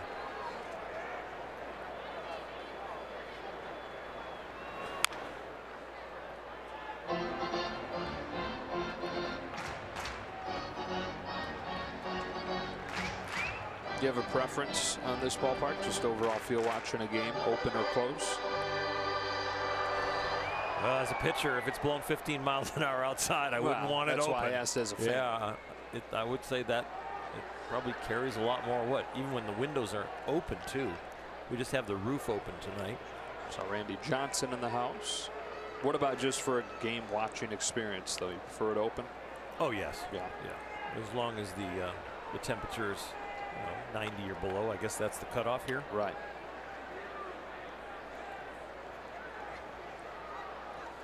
Stewart's 1-1. That's a strike, 1 and 2. And all able to keep it in the area. Descalso not going anywhere from first. There have been some stories and rumors about all of a sudden, a threat of rain comes up because maybe a pitcher's a little upset at how well the ball is carrying here with the roof open. So it's amazing what happens to the radar when you don't get to see it, but you get to tell other people what's on it. Yeah, Randy Johnson stormed off of the mound before and said, "Get that dang roof closed." Have to run out to the crew chief and say, if you're the grounds crew and you put your head on the guillotine, hey, there's some chance of rain. We're gonna have to close it next half inning. Okay. It's graphic. The guillotine.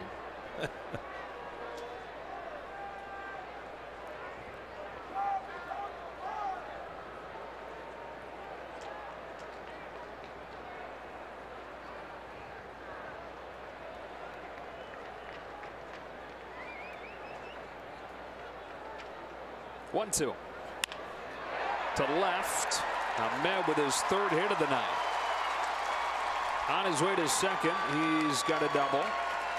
And is a triple shy of the cycle with his 2nd consecutive 3-hit game.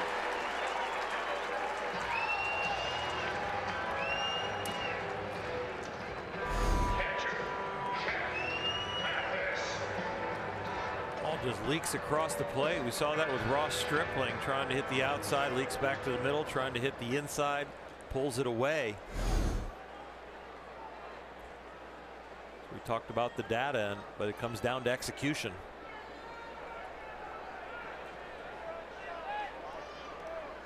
Diamondbacks now out hitting the Dodgers 11-1. Jeff Mathis climbs in. 2nd and 3rd, 2 out. And takes a strike. As slow as Jerry Lane is, you almost have to call the game yourself.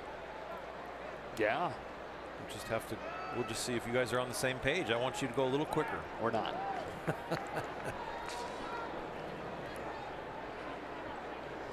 My favorite is his punch outs where they're not real emphatic, Called strike threes. You're almost going to have to like read some tells in them, like you're a poker player. See what the micro expressions are prior to the right arm coming up. Maybe it's he tilts that shoulder one way a little bit and flinches it, as you know he's getting ready to raise his arm.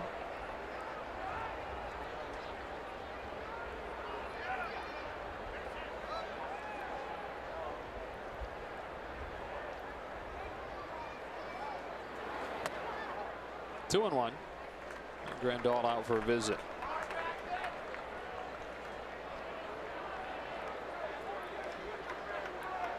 We're going to use a visit here because maybe they want to change the signs.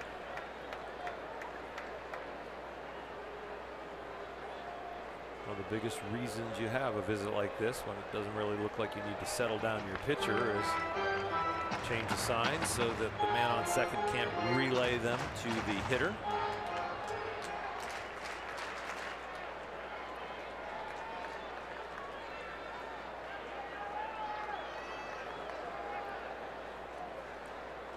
Stewart to Mathis with a 2-1 offering at the knees, 2-2. Osmani sitting in neutral there for a long time after the sign was made, not even showing which side of the plate they were heading. The other way to get somebody off you is to do a reverse shift. Go ahead and shift early to one side, but know you're going the other way, and then once you come set, move again. Very much in neutral posture there to the end. Gets in on Mathis. Utley off a bounce. Throws to get him. And that's that in the fifth. Diamondbacks get one more on another Pollock home run. 5-0 after 5.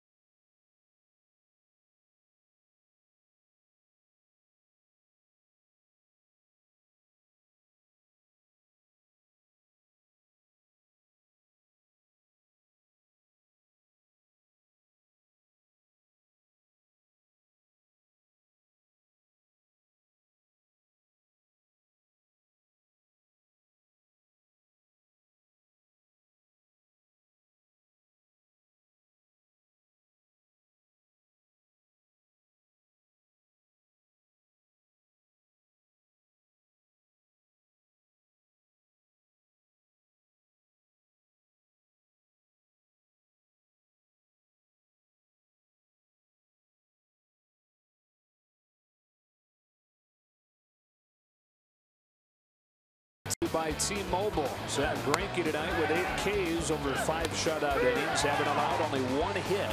A Grandal double in the fourth. Half of his fastballs have been called for strikes. He's benefited from a large strike zone, but he also knows how to use that large strike zone because he's been so accurate.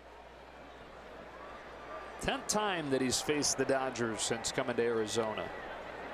And the number's not particularly good. 3-5 of the 470. It includes the loss in the decisive Game 3 of the division series last year. Faces the top of the order here. Chris Taylor leaves it up. Ball 1. Where will the spark come from? Dodgers had the 15 runs in Game 2 in San Francisco. The other 4 games of the road trip, they've got a total of 9. That's yanked towards the left field corner, and extra bases to open the inning for Taylor. A leadoff double here in the 6th. Capitalized on Zach's mistake right there. Hanging breaking ball. Chris doesn't miss it all. Drives it down in the corner. Where's the spark come from? Maybe right here at the top of the order. Got a guy on the mound with an ERA over 4, and you got a bullpen that you're trying to get to. It's got one under 2, so you might want to get started against the starter. Yeah, you got about 20 pitches to do damage before you get into a bullpen that's been almost untouchable.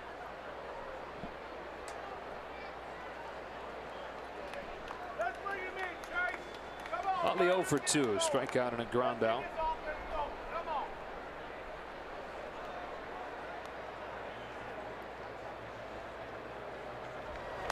Shows bunt and takes a ball.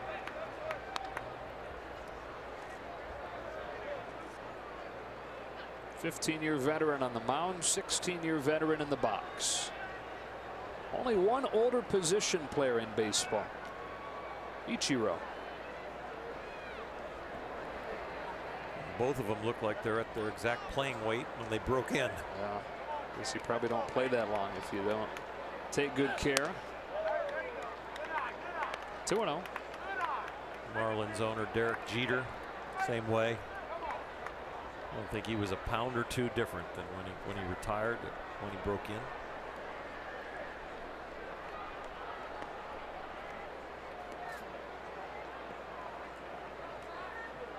Utley debuted in 03, Greinke in 04. It's a fly ball off the end of the bat to short left. Peralta coming on to catch it. 1 out.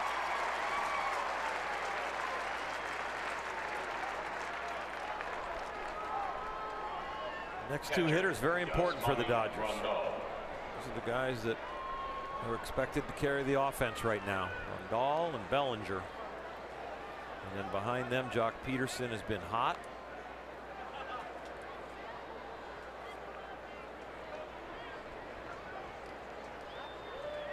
He's reached both times, got hit by a pitch and doubled. And he's reached again with a base hit to right that'll bring home Chris Taylor to get the Dodgers on the board in the 6th. Now Smiley Grandal drives in his 20th of the season. It's 5-1.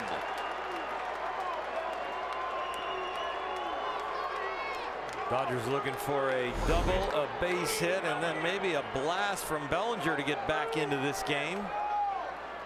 No action in the Arizona bullpen yet, but Osmani picking on the first changeup and finding a hole.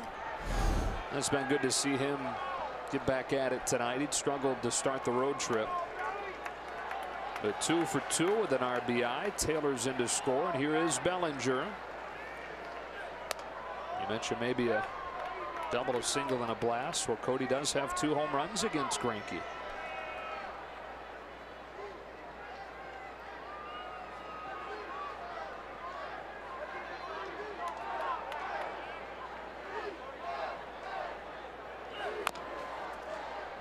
That's foul. Got him in his first start at Dodger Stadium this year. Got him in the division series last year.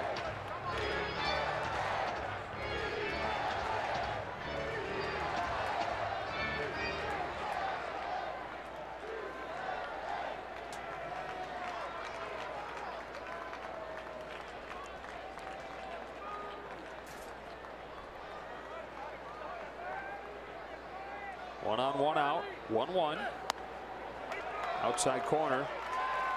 Seemed a little bit wide again, but he's been consistent with it. 1-2. This ball seemed like to me, live eye, that it was a ball. Yep, it's still out there, and Cody arching his neck, his head, like, whoa. It's like he's even gotten a little closer to the plate, knowing Jerry Lane is wide out there. Yep. And Zach does the veteran thing and just walks him right off the plate, knowing that Cody is conscious out there, got to protect, and you can see how late he decided to swing. It's almost like Jerry Lane forced him to chase that. Greinke's matched his season high with his 9th K. 2 of them have come against Jock Peterson, who bats here in the 6th. He's a victim of that generous outside corner both times himself. Jock's on top of the plate too. Sometimes you change your position in the box because you want to take something away from the pitcher. I think Cody and Jock are changing their position in the box because they want to take something away from the umpire, or at least reach what he's calling for a strike. I mean, this will make you really mad if you're an offense. I mean, and the Diamondbacks are just taking advantage of it. This reminds me of the days with the Atlanta Braves and how wide the corners felt for Glavine and Maddox and Smoltz. I always thought like Ted Turner or something was like taking those guys to dinner and taking care of them or something.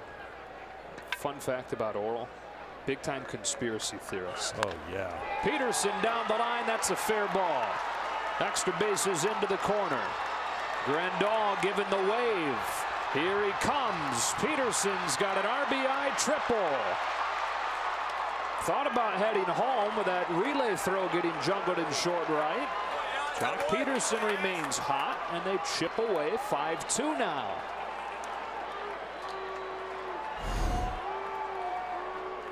Jock on top of the plate, but does an outstanding job keeping this ball fair. You talk about good approaches and how Turner Ward is enjoying watching his at-bats right now. There's Monty Grandal off to the races. Isn't this fun as a catcher to do this and catch 9 innings? We're giving him a little oxygen as he's credited with crossing the plate with the Dodgers' second run. He's running pretty well there. He sure was. With 2 outs, Verdugo. First pitch curve, strike 1. I think the thing you notice most about Zach Greinke in this inning is the Dodgers are picking on balls that are slightly up. Chris Taylor's double, the changeup. It was Yasmani's was not the perfect one down by the knees. Fastball 0-2. That corner is wide. Andrew Chafin.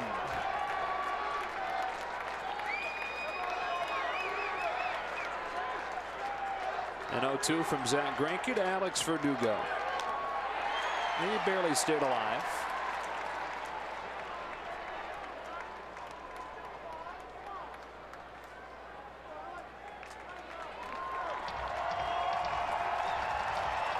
Greinke, why not continue to stay away?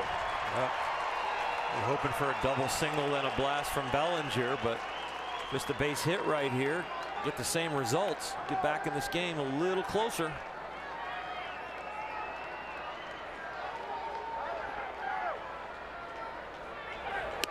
Got him swinging.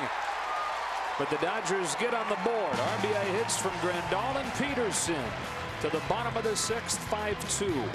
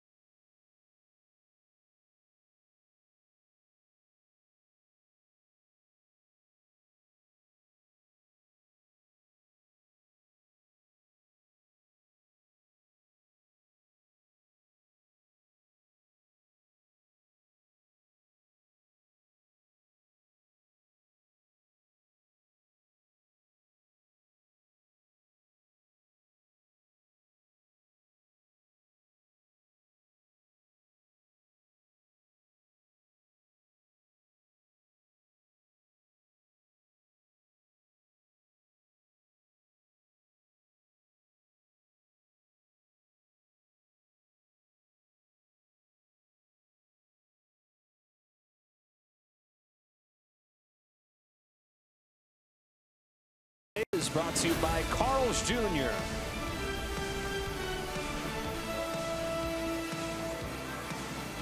Welcome back here to Chase Field. Dodgers down 5-2, and it looks like Zach Greinke is going to be done after his fine outing here. 9 strikeouts as he and Paul Goldschmidt, after getting some handshakes from his teammates, chat about the game.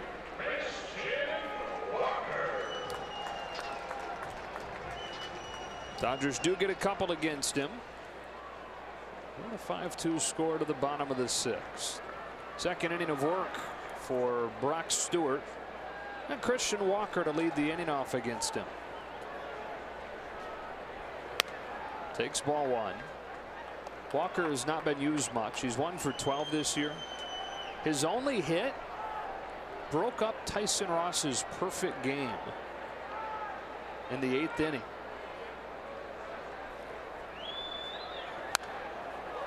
Ball on a strike. The Padres still the only franchise no-hitter.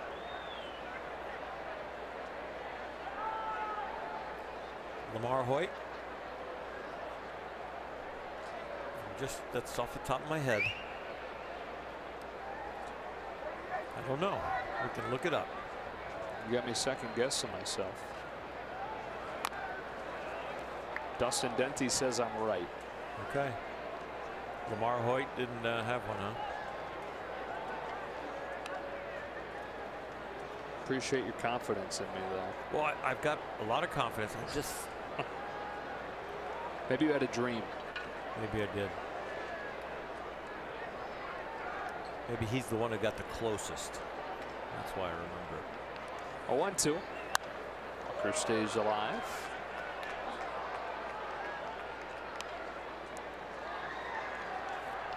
This is the anniversary, by the way, of the longest game by innings in baseball history. April 30th, 1920. Brooklyn Dodgers, Boston Braves played 26 innings. As like a change up for the first out. Walker sits down. 26 innings all in 3 hours and 50 minutes. Really? When it finished in a tie, 1-1. Darkness came. Okay.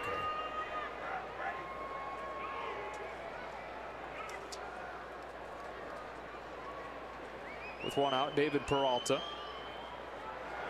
The game started at 3 o'clock, called it at 6:50.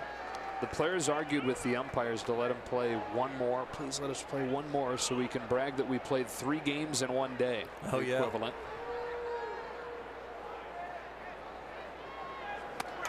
One ball, 1 strike. Yes. Backswing got Grandal. Yeah. Second time tonight he's gotten hit by the backswing. He's gotten hit by Zach Greinke pitch. 2 backswings. Had to score from first base on a triple. The night of a catcher.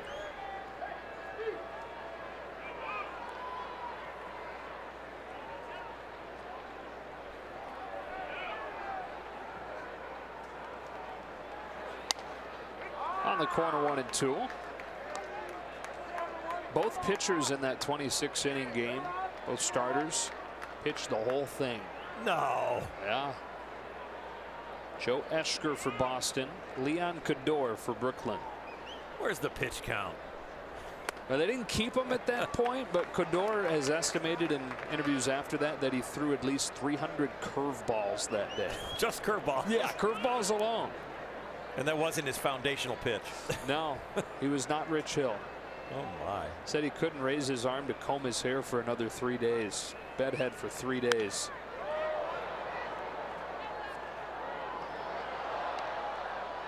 Went on to help Brooklyn win the pennant that year. Retired a few years later and married the owner's daughter, Charles Ebbett's daughter.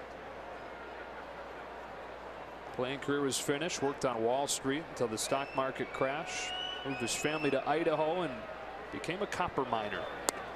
Full count on Peralta. That is a full life. A little bit of everything. Wall Street to copper miner to big leaguer. Marrying the owner's wife. Wow. That should be a daughter. Owner's daughter. Oh. That would have been. that really wife? would have been a life. Oh, yeah. The daughter. Yeah. That'd be quite a book. The truck is killing me in my headset right now. Aggressive move, Leon Codor.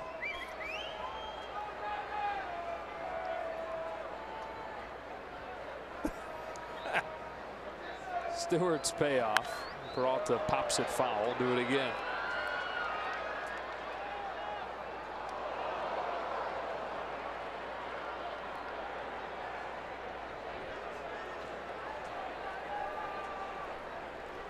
I need to relabel your cough button the cackle button. Exactly.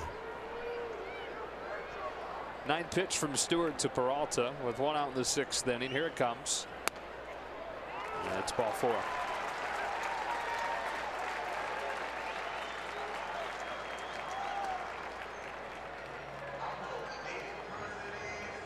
Daniel Hudson loosening.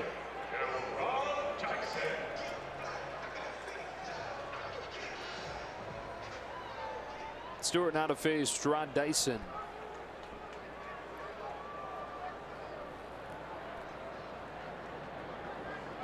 Known for his speed, but really an all-around freakish athlete, this guy.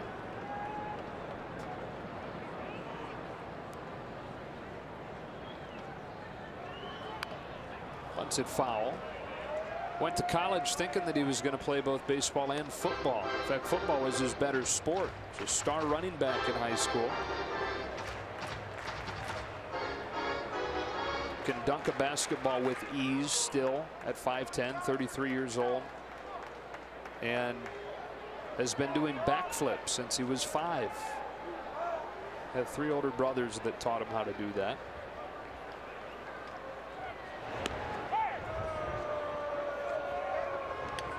There's some athletic feats, especially the basketball. Right. It's like Spud Webb. Some hops. Muggsy Bogues.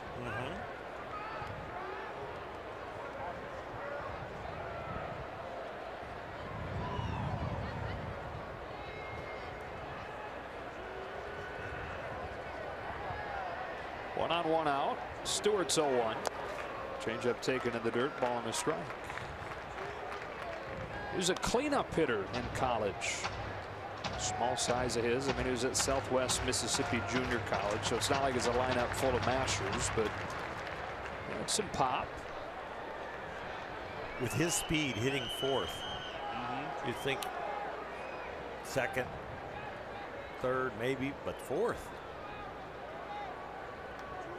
Guys really could fly in front of him, I guess. 1 ball, 2 strikes. It's very raw as far as the baseball skills go. 50th round pick, very last round. 2nd lowest pick from that draft to reach the majors. A guy named Travis Tardamella came 2 picks later.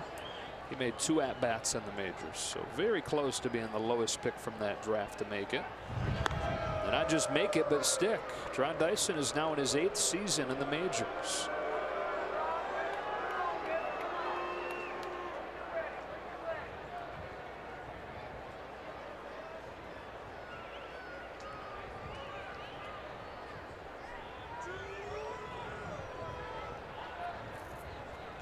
Stewart brings him a 1-2 and strikes him out with a fastball to the outside corner. 3rd K for Stewart. 2 gone in the 6th. Well located fastballs. We take a look. Was it outside or on the plate? Dodgers are using the plate.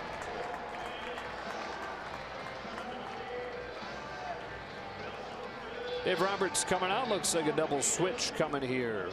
Breivik Valera enters the game. They'll replace Alex Verdugo, who made the last out of the 6th. And Daniel Hudson will come on.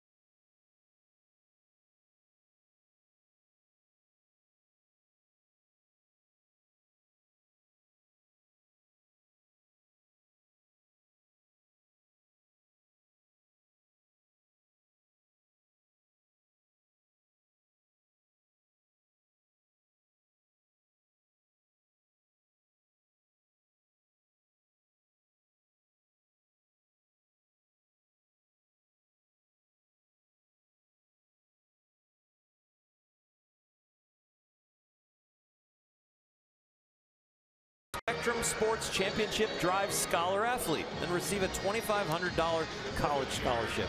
Go to SpectrumChamp.com for more information. Mentioned the double switch. Breivik Valera is in the game and right. Let's check in with Alana. Guys, Breivik Valera came up in the infield as far as a second baseman more than anything. Has played a little bit of shortstop in his young career. He's also played primarily in center field as far as all of the outfield spots are concerned, but can also play the corner outfield positions as well. And again, another illustration of how the Dodgers value versatility and guys that can play in a lot of places. Breivik Valera here because Corey Seager on the DL. And Daniel Hudson into the game to pitch. Thank you, Alana. In a 5-2 game in the sixth. Hudson trying to bounce back from a rough last outing in San Francisco, and Dave Roberts putting him right into the fire with Paul Goldschmidt at the plate. Got it by him for strike one. Facing his old team here.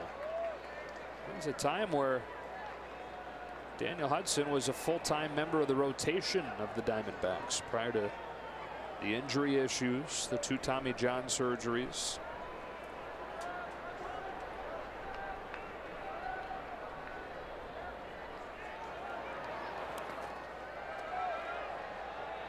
In fact, in 2011, he won 16 games for Arizona at a 3.49 ERA. Not easy to do in this ballpark. He was 24 years old. Sky looked like the limit.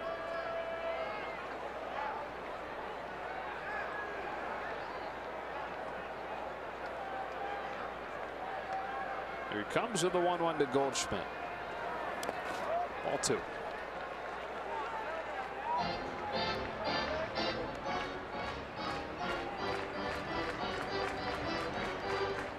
With the 2 spot. The inning before, and start to climb back in this game, wanting to post a 0 right here. Dave Roberts with the pitching change. Going to go up against a very tough bullpen, but still within reach. Coming inside with a 2-1 after a toss over.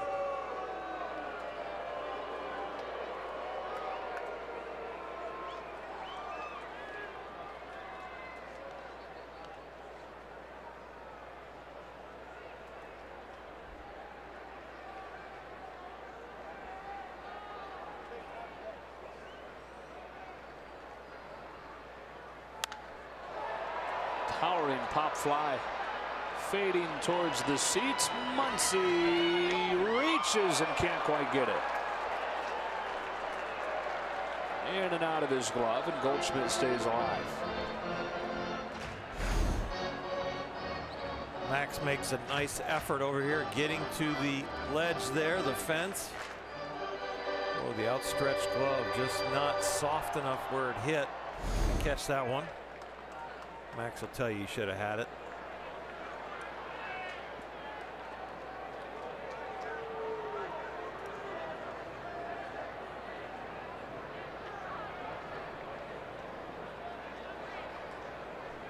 Goldschmidt trying to make him pay.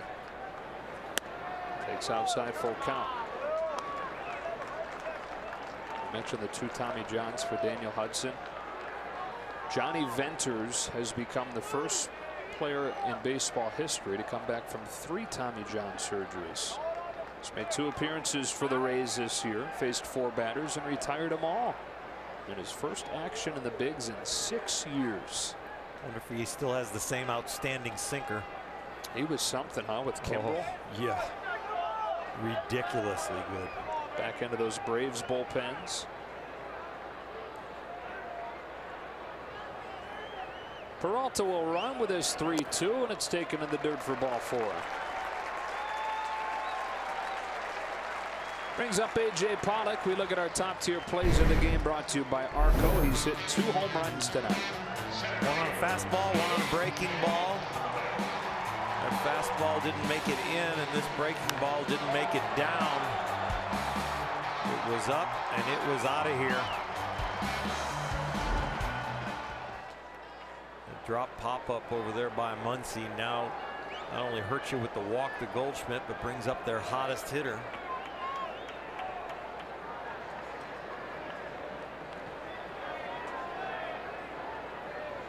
Trying to take those runs right back. Hudson delivers. Pollock takes a high strike.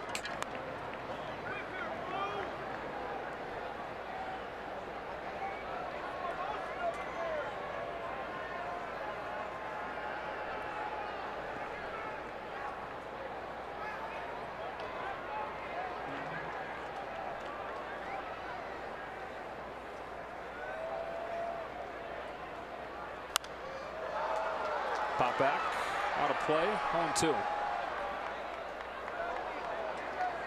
4 of the 8 home runs Pollock has hit this year have come against the Dodgers.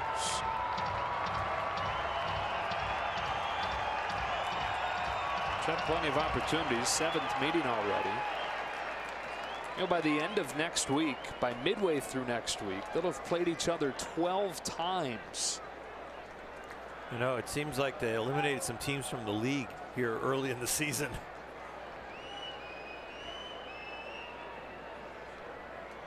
Ten against the Giants, 12 against the D-backs out of the first, what, 35 games?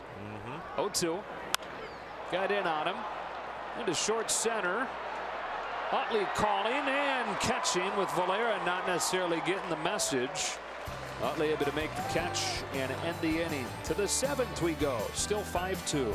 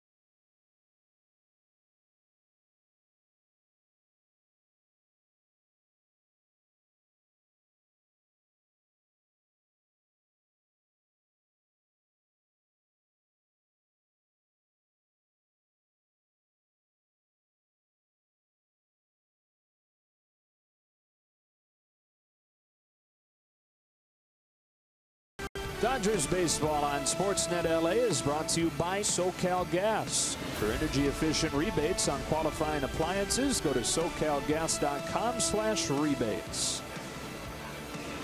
Into that vaunted D-backs bullpen, Yoshi Hirano, just like most guys coming out of there, with a sub-2 earned run average. As a unit, they've got a 1.70 ERA, by far the best in baseball.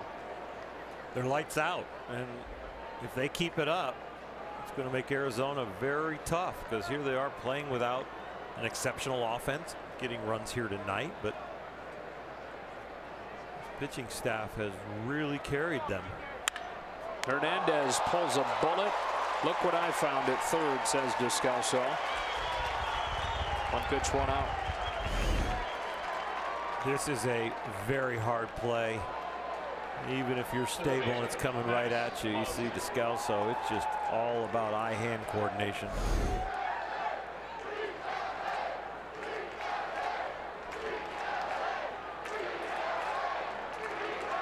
With 1 out, it's Muncy.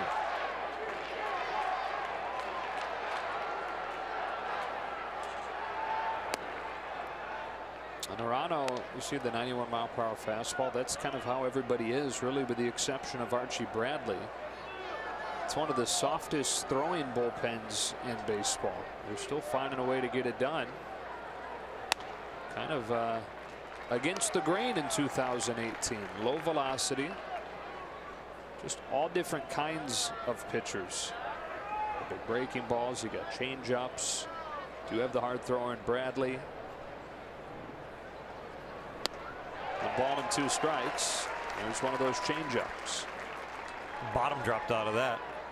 It looked very good at first.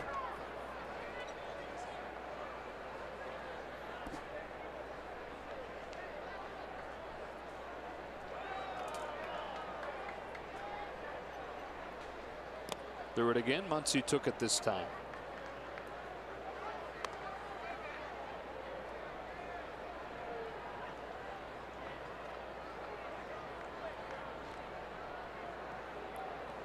Dodgers trying to get it done offensively without a lot of their horses. Forsythe, Turner, Seager, Puig. Muncy down the right field line towards the pole. If it's fair, it is gone. Max Muncy with his second home run. They continue to chip away. 5-3 now. Next man up mentality. Mentioned the list of everybody that's hurt and not in there. Well, the guys that are have got to get it done, and Muncy puts this one over the fence. Kike Hernandez line drive hurts now. As far as exit velocity, this has been a very good inning for the Dodgers. It just equates to 1 run because of Descasso's glove.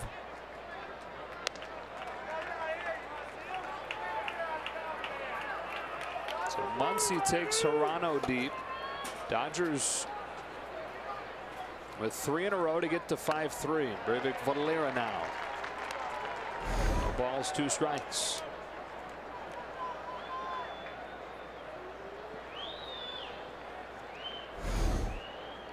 Accentuate the positive.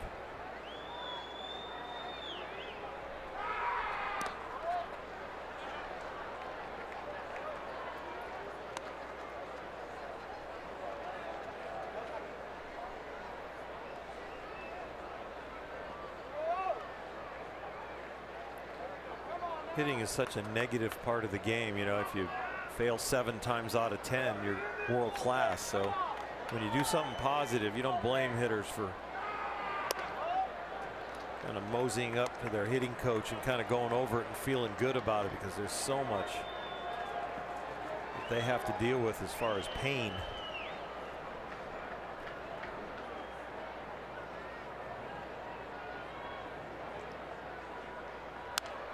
Valera stays alive. Breivik Valera is putting up really good numbers in Oklahoma City. Call up today with Seager placed on the DL. Top of the order after him. If he can reach, Taylor would come up representing the tying run. Hirano's 2-2 taken in the dirt. And like Muncy, this is what they like about Valera, his eye at the plate and his patience.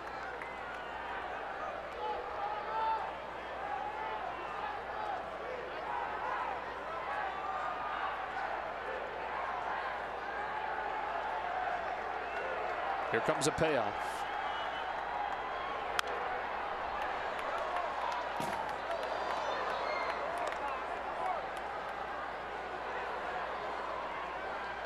Former Cardinals farmhand. First year in the Dodger organization.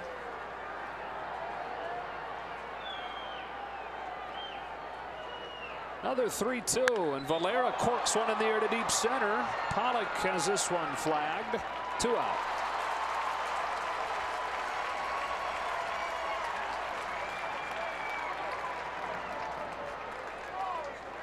Shortstop, Chris Taylor.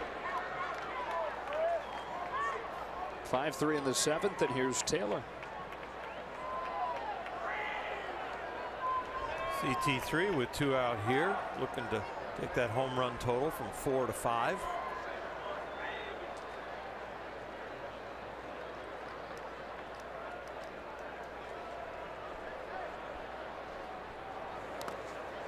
In the dirt with ball 1.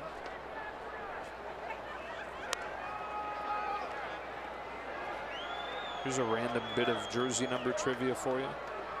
I found this surprising. There are 9 players wearing 66 in the majors. Seems high. It does.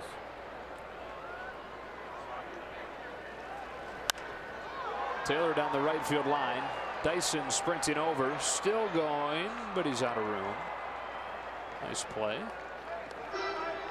Puig has now worn it the second longest of any player in baseball history. Only got longer, Jerry Staley. He was a pitcher in the 40s and 50s. That's odd because there weren't a lot of high numbers in the 40s and 50s. No. The 1-1 pitch. Tails back in for strike 2. Numbers were originally of where a guy hit in the order.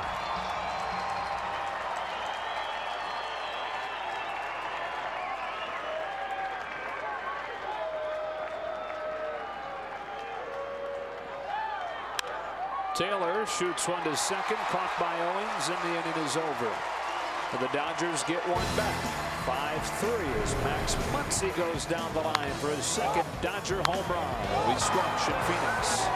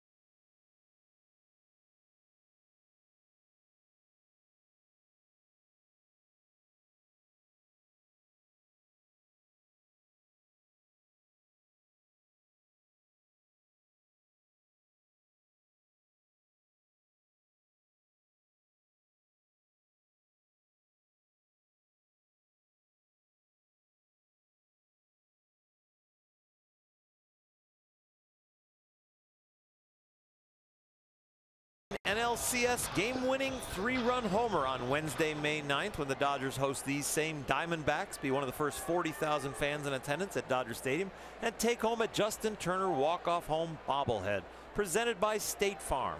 Visit Dodgers.com/promotions. 5, 6, and 7 for Arizona. Bottom of the 7th inning. They led this game 5-0 at one point. Dodgers getting 2 in the 6th and 1 in the 7th. Making things interesting here. Daniel Hudson whips the first one high. Descalso 2 for 3. 2 of the 11 hits tonight.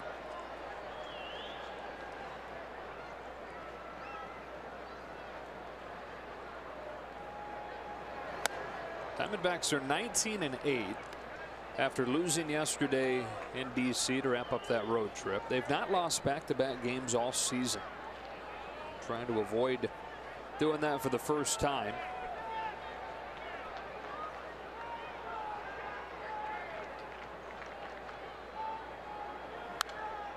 One ball and 2 strikes. Last year they had their first postseason trip since 2011. First time they finished above 500 since 2011. In the first year of the new regime. Mike Hazen as the GM now, replacing Dave Stewart. And Torey Lovullo taking over for Chip Hale as the manager. Hudson's 1-2. Inside, ball 2.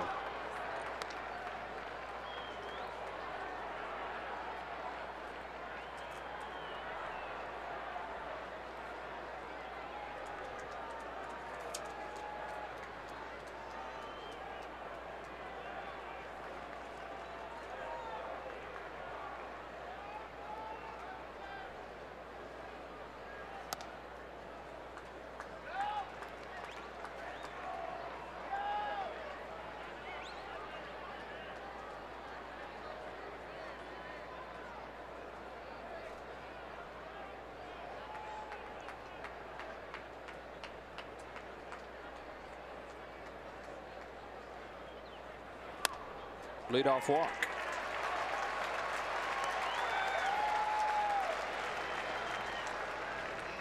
That's one of the things that has really hurt the Dodger bullpen this year. Their biggest failures, it's usually about the walks.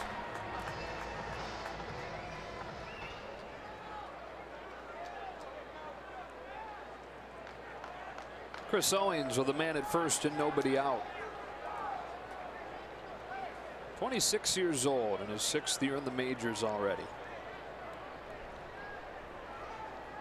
Former first-round pick out of high school in South Carolina, where he was on the varsity when he was in 8th grade. A little bit like Andrew McCutcheon we were talking about yesterday. Both from tiny towns. McCutcheon, Fort Meade, Florida.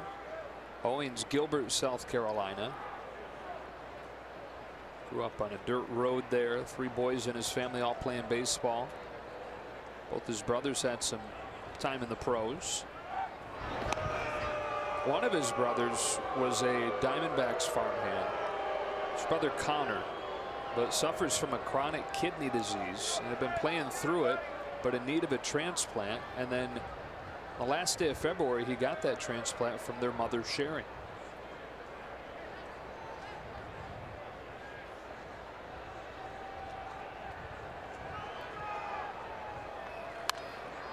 Fouled it off, 0-2. When you find these guys that made the varsity in 8th grade, it seems like it'd have to go hand in hand with a very small town. Right. The larger that population gets, you're going to get enough athletes, I think, that are a little bit at a higher level. That population grows. That'd be quite an accomplishment to do that in Los Angeles. I'm sure there's some out there, though. LeBron.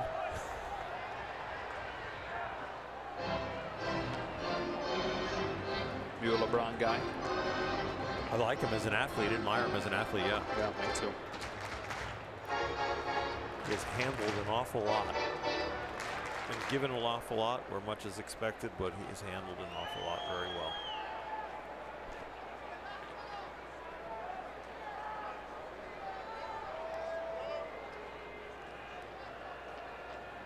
Hudson to Owings with an 0-2. Ground ball to short. Chris Taylor's there, out at second. Owings runs well. One away on a fielder's choice.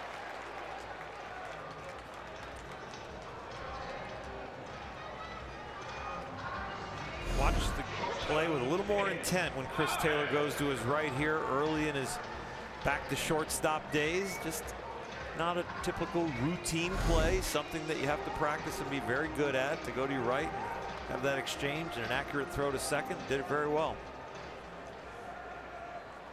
Runner at first with 1 out, and up comes Nick Ahmed, who is a triple short of the cycle right now. And he's had his fair share of triples in his career. Last cycle for the Diamondbacks, Aaron Hill, June 29, 2012. That was his second one in a 2-week span.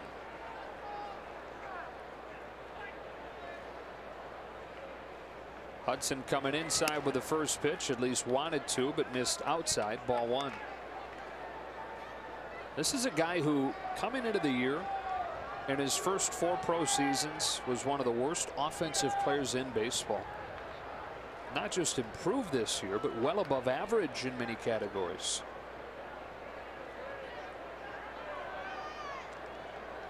You combine that with what is pretty elite defense at short, This is a really valuable player.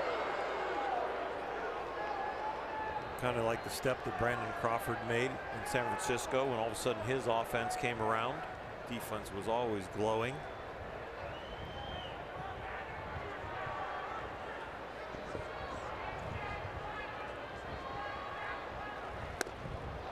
One on one.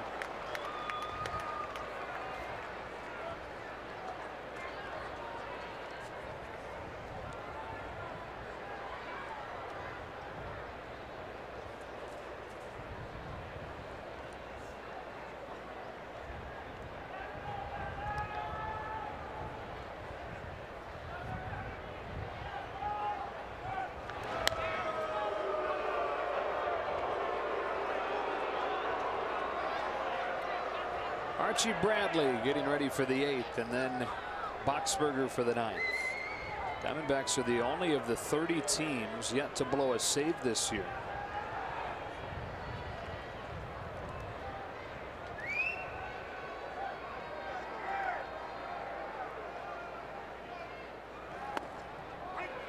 A ball and 2 strikes.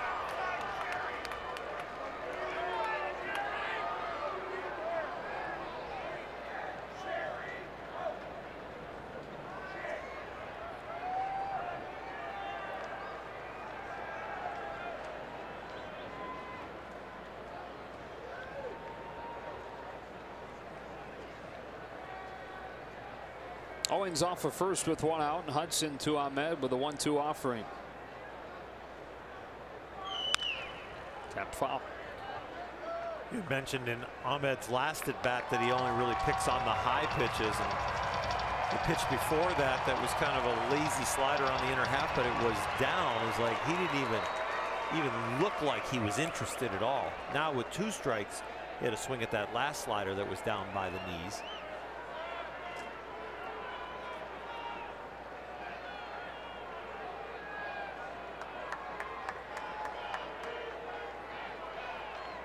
On another 1-2. He goes down low and he swings at it. Lifts it to left. Caught by Peterson. For the 2nd out of the 7th. First time Ahmed's been retired. Jeff Mathis to the plate. First of 4 between these teams this week. Kershaw gets it tomorrow against Matt Cook, who's replaced Taijuan Walker in the rotation after Walker was put on the DL, season-ending Tommy John, and been really good. Sub-2 ERA. Wednesday it's Ryu and Godley, and then Thursday Wood and Corbin, making an early case for Cy Young. Strike 1 on Mathis. Clayton will be looking for some run support. So will Alex Wood when his turn pops up, and in between them Ryu has thrown the ball very well. After his first start, he's really been the best Dodger starter.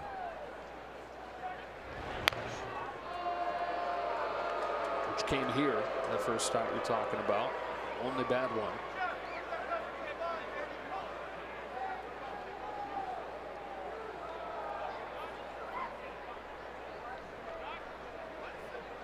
Ryu 3-0 with a .222. It's best on the staff.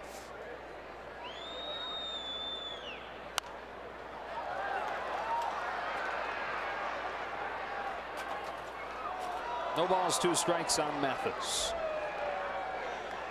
Well, for the Dodgers in the 8th inning against Bradley, they've got Utley, Grandal, and Bellinger coming up, so they'll get the heart of the order to the plate before this thing is finished. Trying to battle back from what was a 5-0 deficit. Got 2 in the 6th and 1 in the 7th. They battle back and win this game, it'd be a statement game. I mean, break the string of the way the Diamondbacks have handled them in 11 out of 12. Beat the Diamondbacks when they get 5 runs. They're 11-0. Beat a bullpen that's the best in the big leagues. And do it on a day when they lose their starting shortstop and one of their best players. A statement of ability of the guys that are filling in, and also a statement of heart.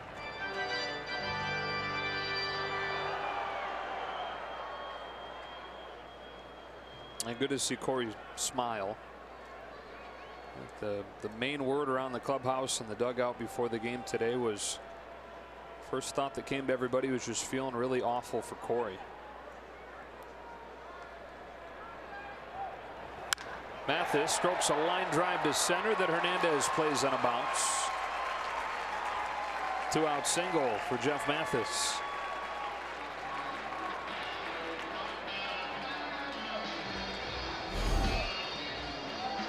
Daniel Hudson upset with himself because of the location of this pitch, and Kiki Hernandez makes a very nice play. It was a lot harder because he thought with 2 outs, if he can get this one in the glove, he ends the inning, but had to pull up from that effort, but kept it in front of him.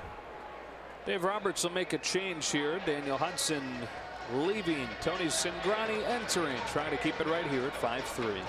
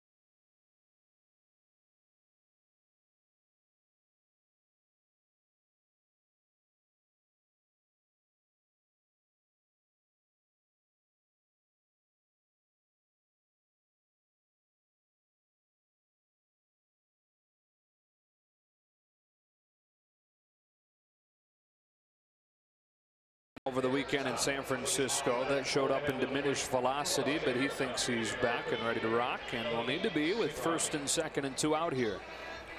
Throughout a year, guys in the bullpen, especially also the rotation, but you come up with a little tenderness, but nothing that actually can shut you down. But the maintenance that you do, and all of a sudden, maybe just enough work puts you over the top where you don't have the life in the arm.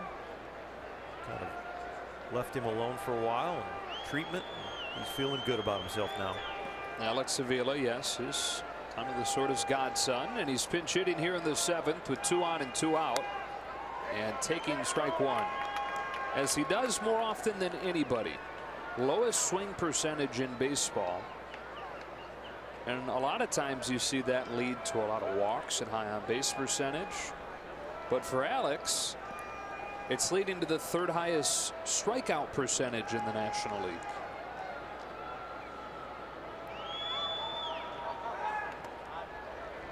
Grandal keeps it in the area. 1 ball and 1 strike.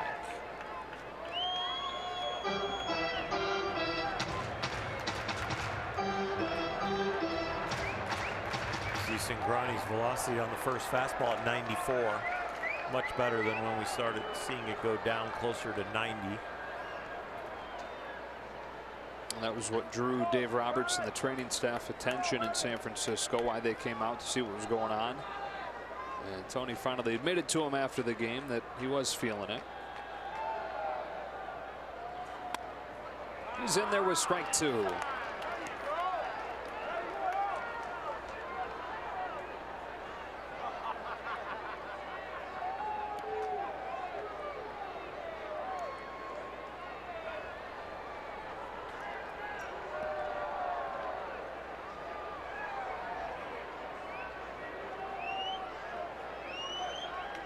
Cingrani to Avila, 1-2.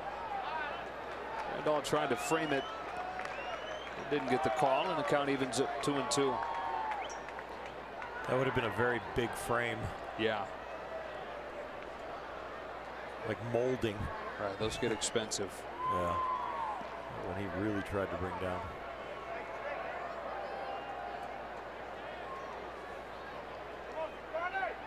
custom framing and matting, that's a heck of a business.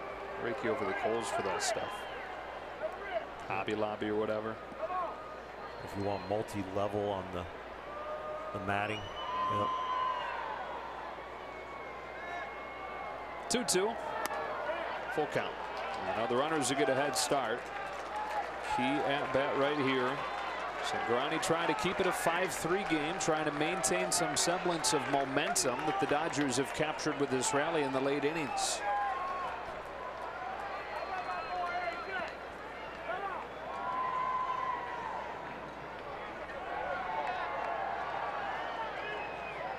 There they go. Here it comes. He misses off of the outside, and the bases are loaded.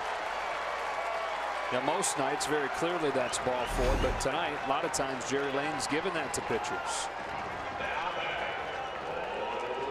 You are so right. They've been coming from right-handers for that corner to lefties, the right-handed pitcher.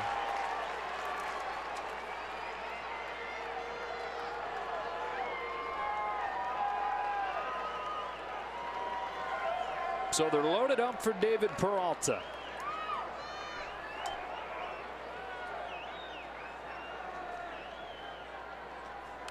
Who gets hit. And Peralta down in pain as that thing gets him on the wrist.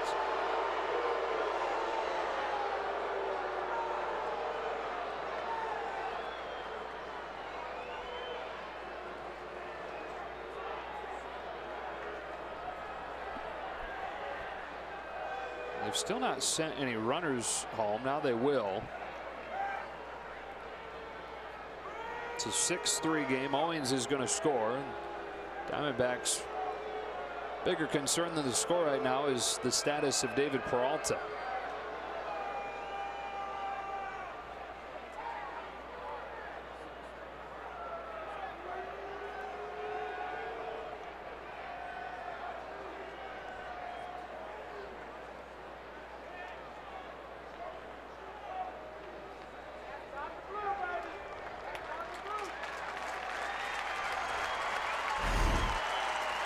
Up and in.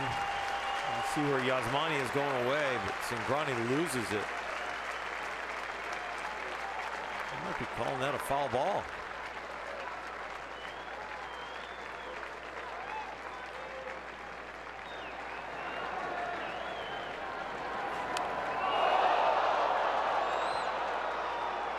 Jerry Lane with no signal right there.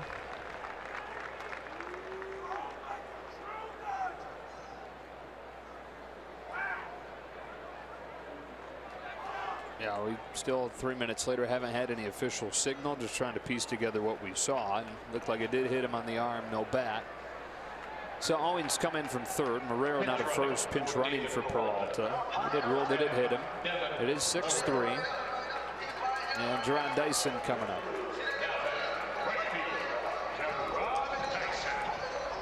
Well, they've added a run in this inning despite only having one hit. 2 walks and a hit batsman. Take the wind out of your sails as you're trying to climb back in this with 2 in the 6th, 1 in the 7th.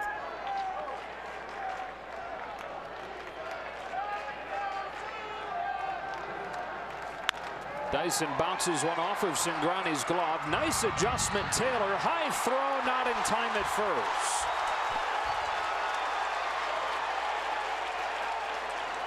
And it's 7-3 Arizona.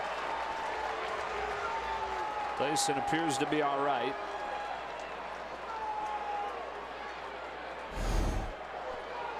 Deflection off of Cingrani. Chris decides to go to first. Elevated throw, and the tag is a little late.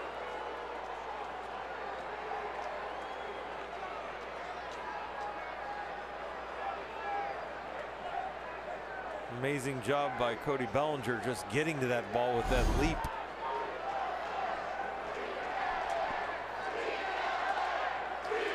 Training staff now taking a look at Dyson after that collision. 2 big runs for Arizona after the Dodgers had closed to 5-3.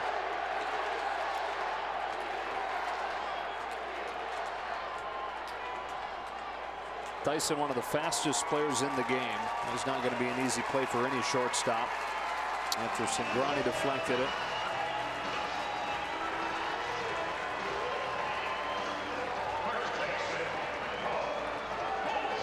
Got 2 in the bank in the inning despite 1 ball leaving the infield. Yeah, now Goldschmidt.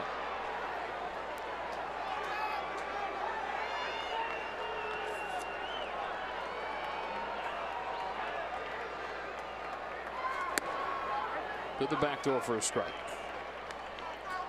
This inning sure got ugly. The walks and the ball being thrown away there. I think with a few more reps at short, Chris Taylor's going to realize probably had a shot at second with a little easier throw, but don't blame him for going to first and hustling because of the runner.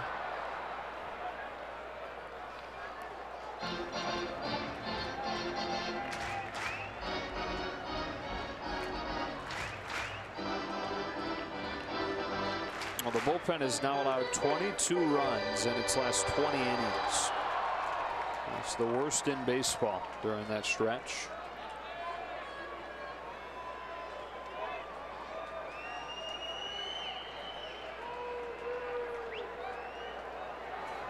Goldschmidt strikes out swinging. That's the inning. The Diamondbacks get 2 back to the 8th, 7-3.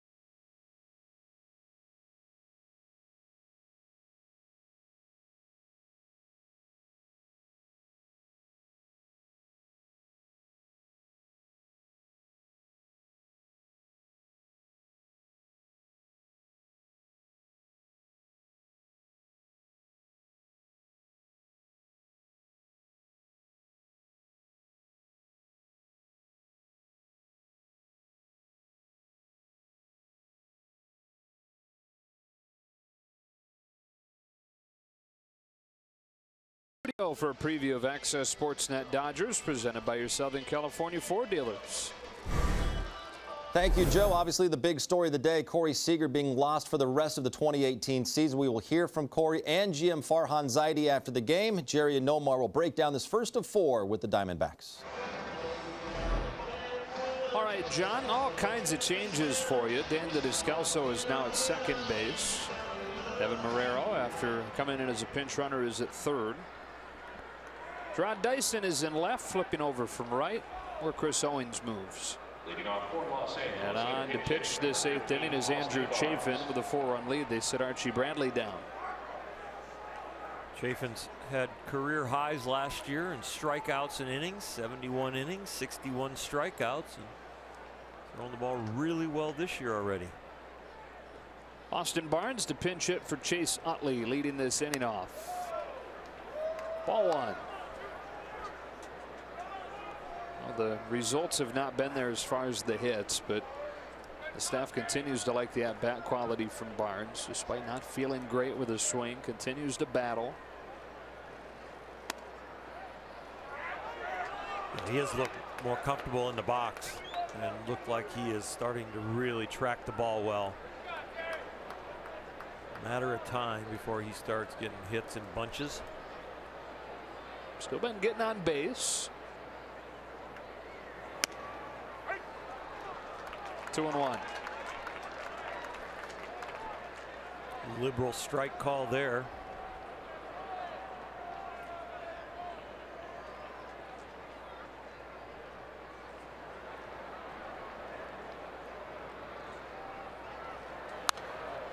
Two and two.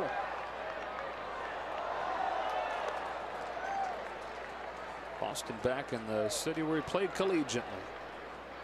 Arizona State just down the road from here. Up there is an infielder, left is a catcher.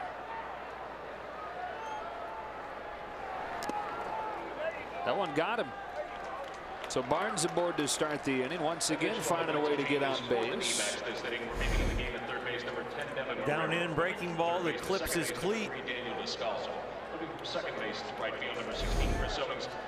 Right field to left field, number 1, Gerard Dyson. That brings up Yasmani Grandal, who the Diamondbacks are yet to retire today. Hit him once. He doubled and he drove in around with a single.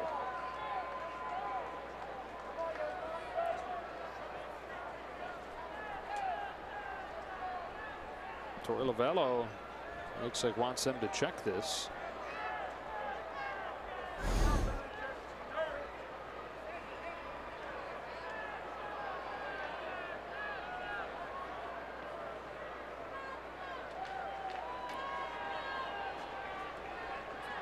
Front foot if it hits anything.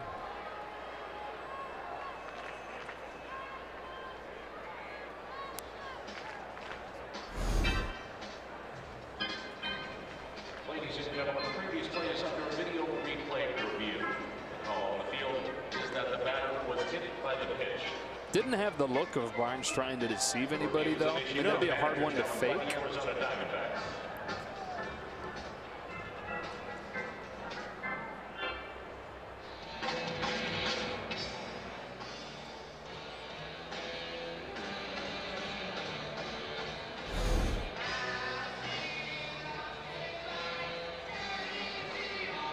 The only way it hits him if it hits him in the air. Because the back foot I don't think got hit. Right. It's that front foot right there when it's in the air, the heel's still up, and right about there. Maybe glancing off the part of the shoe where the blue and the white kind of meet. Yep, the call's going to stand.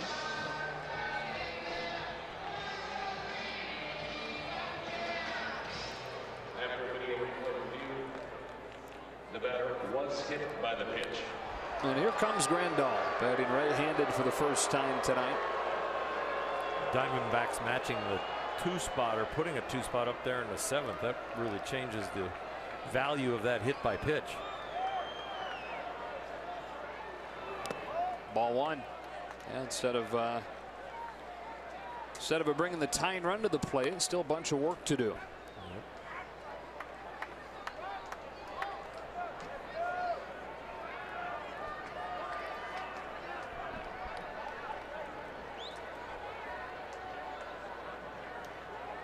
Chafin to Grandal with a 1-0. On the corner for a strike, 1-1.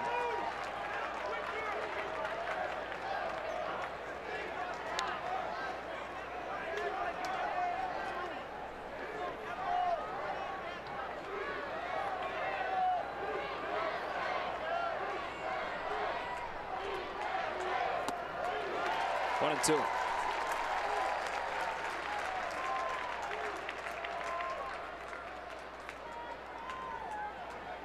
Yasmani much better from the right side this year than the last few years.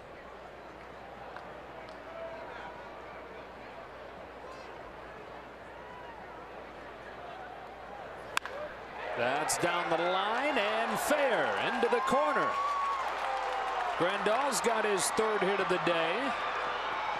It's another double, and they're at second and third with nobody out.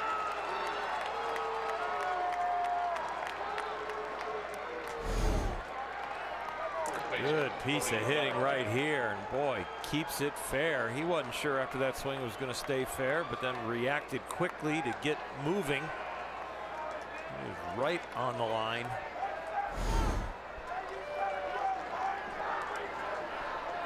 Grandal in San Francisco was 1 for 15.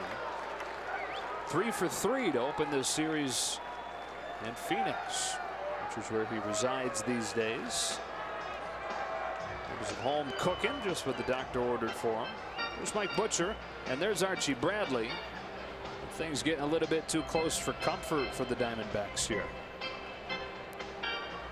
Well, if it would have been 5-3 still, Chafin wouldn't have been in there. Correct, yeah.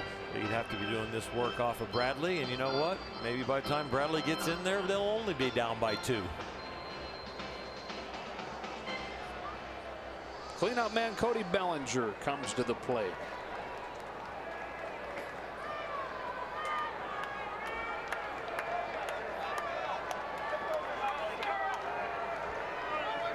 Barnes at third, Grandal at second. Chafin to Bellinger with the first pitch. That kicks away. Everybody holding on. They say that Bellinger offered. It's 0-1.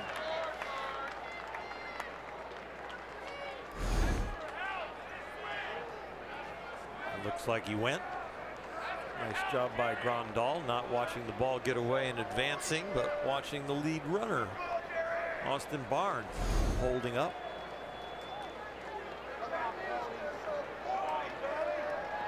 No reason to push the envelope right now in a 4-run game. Still nobody out.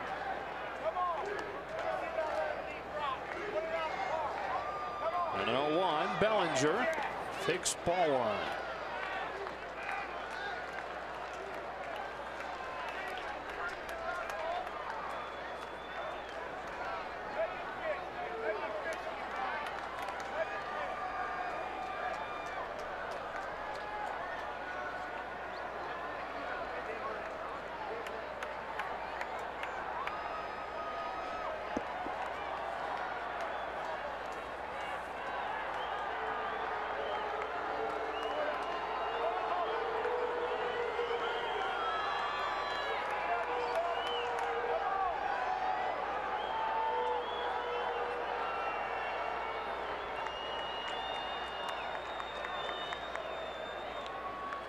Here's the 1-1 pitch. Taken low. 3 straight off-speed pitches from Chafin to Bellinger. He's ahead 2-1. Chafin has been very tough on lefties this year. 133 batting average. 1 hit in his last 10 at-bats facing a lefty.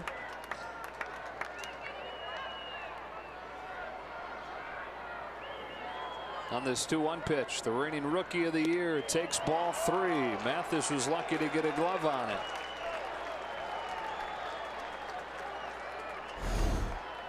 Chafin looks like he's trying to avoid Cody's bat, knowing that with the power, trying to keep this advantage for the Diamondbacks and not making it really snug with a home run ball.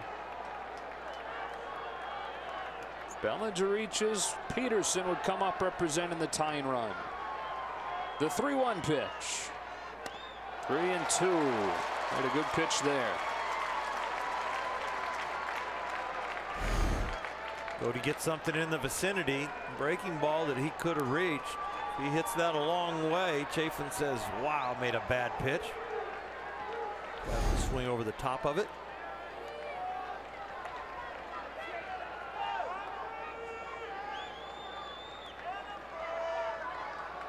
Now the payoff.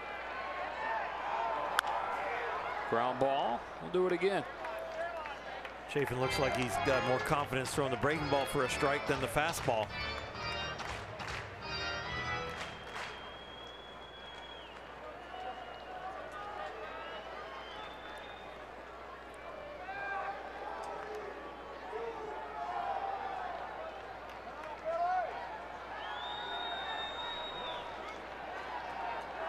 '22-year-old Cody Bellinger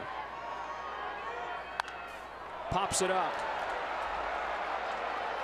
Goldschmidt's under it for the first out.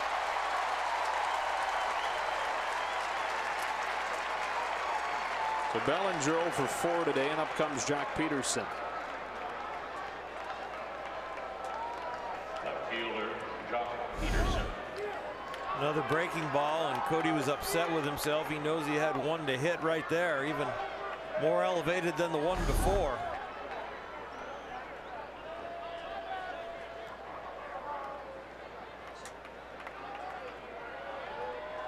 Matt Kemp in the on deck circle.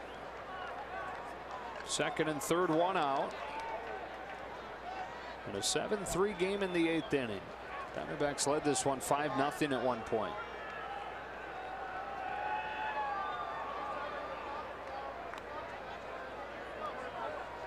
First pitch to Jock Peterson. A fastball pops the mid over the outside corner for a strike.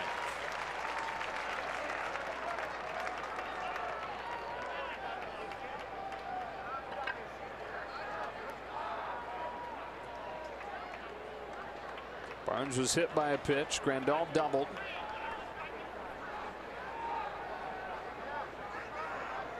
And now Peterson asking for time.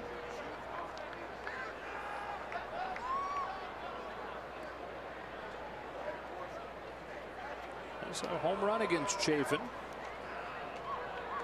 It hasn't mattered who he's faced the last week or so. He's 9 for his last 17.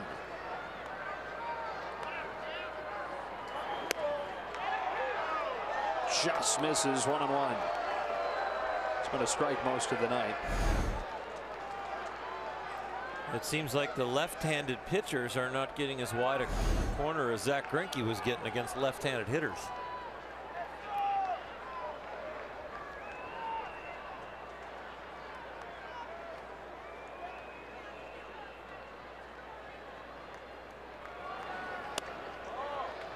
Up high, 2-1.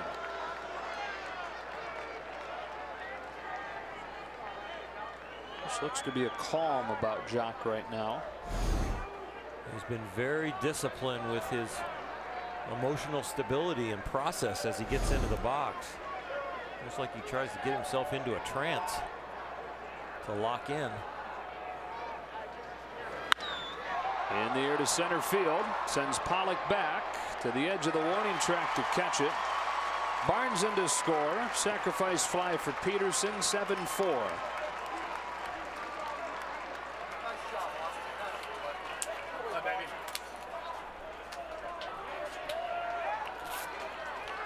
So Peterson's second run driven in here in the late innings. And now they send Matt Kemp to the plate to pinch hit.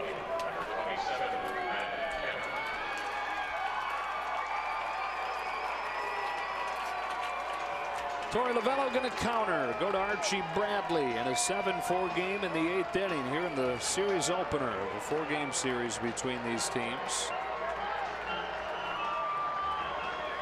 They get one against Chafin. Under at third, his responsibility as Bradley comes in.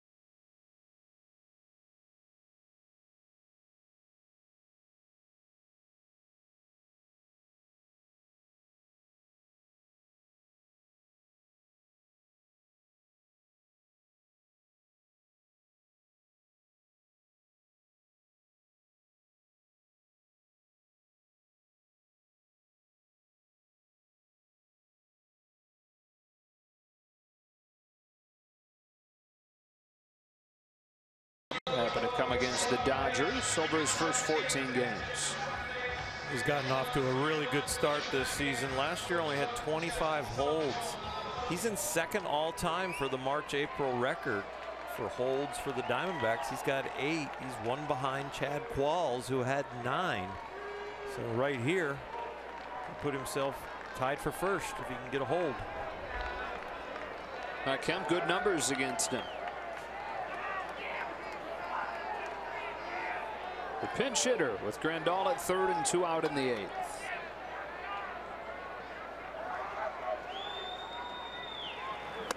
Strike one. Fastball always seems to have rising action to it.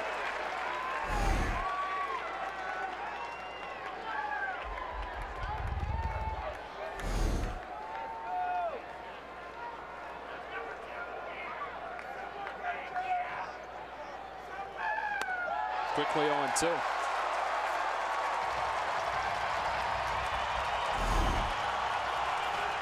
Target down, but fastball up.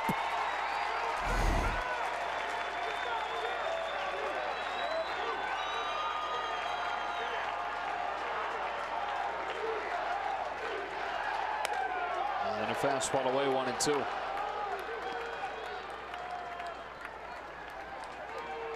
Couple Oklahoma boys facing off. Archie Bradley from Broken Arrow. Kemp from Midwest City. The 1-2. Fouled it back.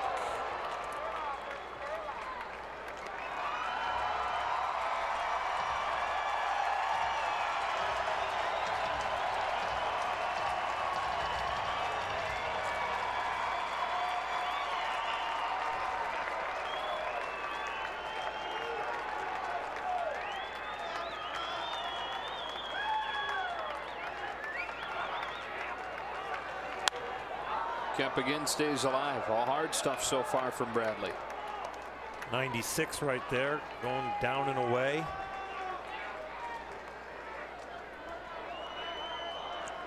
Staying away from the inside part of the plate where the power is. The doubles and the home runs are usually living there if you make a mistake. We'll try the 1-2 again, and Kemp fouls it again. Bradley really the only true hard thrower out of that Diamondbacks bullpen. Best ERA in baseball for any pen, but not with the typical gasoline you see out of a lot of pens these days. He's throwing the ball by Matt Kemp when he was missing his target down. Now that he's hitting his target, Matt's been able to foul it off. And threw a breaking ball, and he still stayed alive. It's 4 in a row fouled off by Kemp. An information exchange between the pitcher and the hitter. The pitcher gives up the information and the hitter's gathering it. The more pitches you see, the better you feel.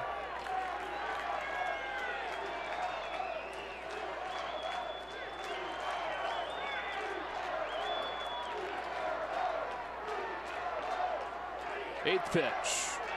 Fastball banged up the middle, a base hit into left center. Heck of an at-bat for Matt Kemp, and a pinch hit RBI single makes it 7-5. When he was missing his target, then he's going low and away and missed up. Matt Kemp swings and misses. When he hits his target and gets the ball down, Matt did a nice job fouling a whole bunch off. The curveball prior to this was a battle. That was the first one he saw, and then he gets another fastball and barrels it up.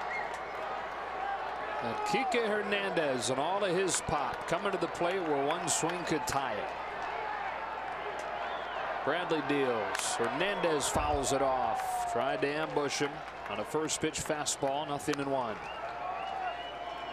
He got one he could handle. Kike will hope to get another one from Archie Bradley.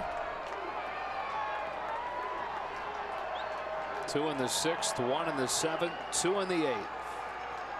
Dodgers refusing to go away in a game they trailed 5-0.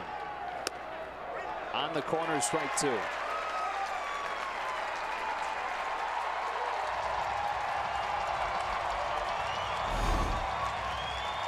Been wide to left-handed batters, and it's wide to Kike, who bats from the other side.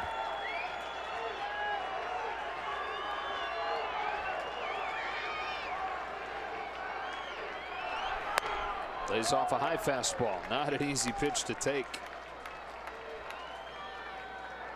Extra anxious with a home plate umpire that's had a very wide zone. We've seen a few Dodgers strike out and shaking their heads as they walk back to the bench.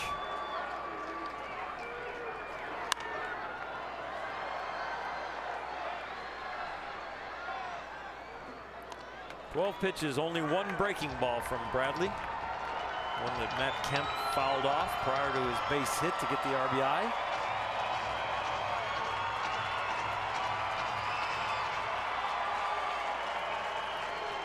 We joked earlier how chill Archie Bradley looked in the bullpen in the second inning. Got those intense eyes working as he's in the game here in the 8th. Here's his 1-2. He throws a breaking ball again, and Hernandez able to lay off. Two really good takes in this at bat from Kike Hernandez. One on the 0-2 high fastball, and this one on the breaking ball, first one he saw. Strong hands.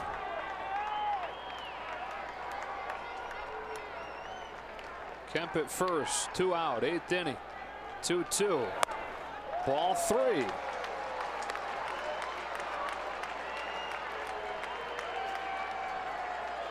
Muncy could be the go-ahead run. He already has a home run in this game. Kemp will get a head start on this 3-2.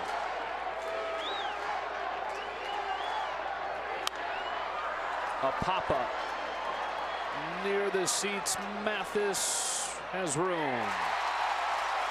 Hernandez battled, but ultimately Bradley gets him. The Dodgers, though, get 2 back to the bottom of the 8th, 7-5.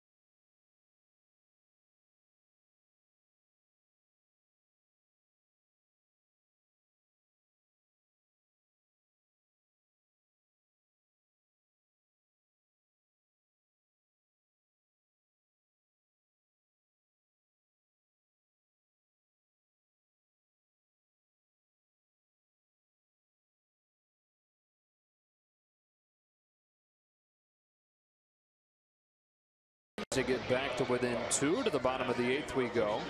Matt Kemp had an RBI single. He stays in and plays left. Jock Peterson now in center. Austin Barnes, after pinch hitting for Chase Utley, is in at second. And Josh Fields to face the middle of the order.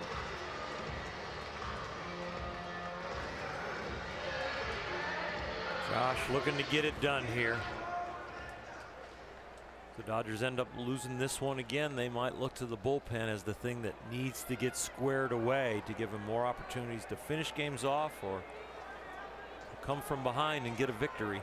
Josh needs to put a 0 up right here and give the offense a chance in the 9th. Yeah, how huge do those 2 runs last inning now look? Charged to Daniel Hudson. A.J. Pollock, 2 home runs tonight. Takes ball 1 from Fields. You could say that, Andrew Chafin never in the game if those don't happen. But the Dodgers looked they had a pretty good read on Archie Bradley tonight. They were giving him a battle. Matt Kemp sure did. And the way those runs scored last inning, right? I mean, walks and hit batters. Yeah. Infield single. Yep. 2-0. It's just kind of how things are going right now. And on a normal day, it's easier to chalk that up to the ebbs and flows of the season. Understand that on a day like this, it feels like doom and gloom with the Corey Seager news. The team trying to fight out of this stretch where they've dropped 5 of 6. 3-0 on Pollock. Now you're at a point in the season, you've lost 3 out of the 4 of your starting infielders. You've lost your right fielder in Puig. The guy that was projected to be your 7th or 8th inning guy, Tom Kohler, on the DL. The other guy that was projected to be the 7th or 8th inning guy, Scott Alexander, in the minors. Your 2 or 3 starter, Rich Hill, out with the split nail and then the infected finger, push him back. Not making excuses, just listing the facts. Dave Roberts just the other day in his media scrum, I think Alana asked him about the season, and he said, yeah, it's still early, but we have a large enough sample size now that there are areas that we really need to improve on. And of course, the bullpen was one, and the consistency of play was the other. Pollock drives the ball to left center field. Has he done it for a 3rd time? He has.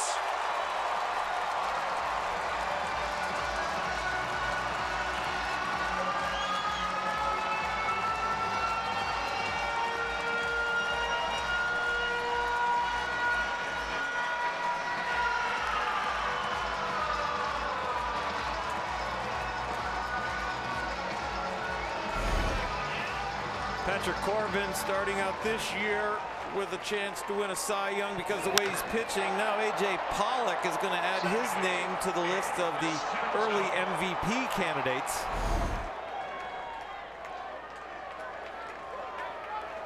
And for Fields, that's a home run allowed in back-to-back outings. Pop up off the bat of Descalso and his short left. Long way to go for Taylor to catch it. 1 out. And nearly 3 straight outings with a home run. The only pitch that he threw 2 games ago was hit to the wall by Evan Longoria. And that's been the issue for Josh when things haven't gone right throughout his career, has been giving up the long ball. Especially last year, allowed 10 of them. A 3 home run night for A.J. Pollock.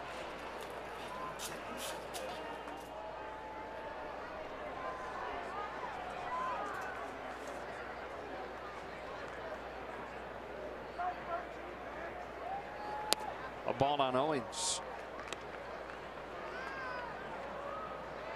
And for the bullpen now, last 7 games,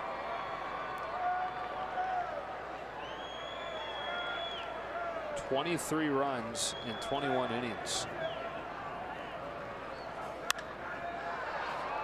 Pop to right. Valera. 2 out.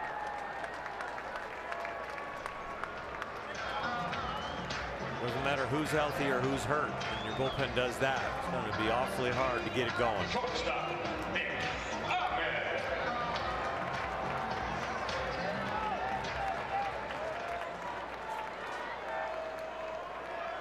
First 3-homer game for a Diamondback since J.D. Martinez hit the 4 against the Dodgers in L.A.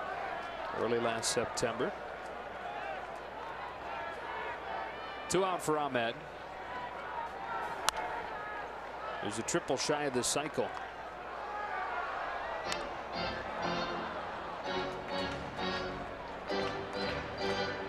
J.D. Martinez off to a scalding start in Boston, hitting .330.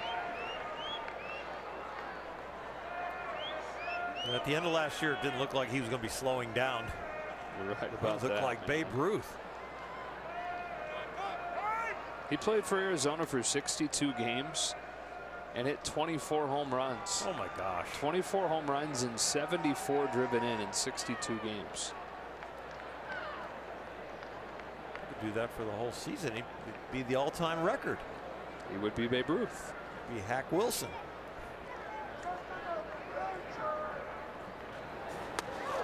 Ahmed spilled to the ground. 1 ball, 1 strike.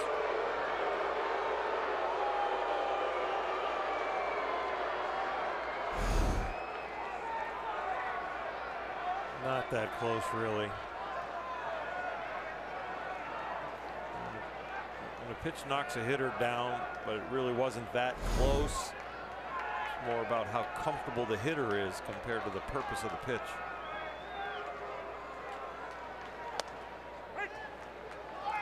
One and two. Looking ahead to the ninth inning, Muncy, Valera, and Taylor. 8-9-1 against likely Brad Boxberger.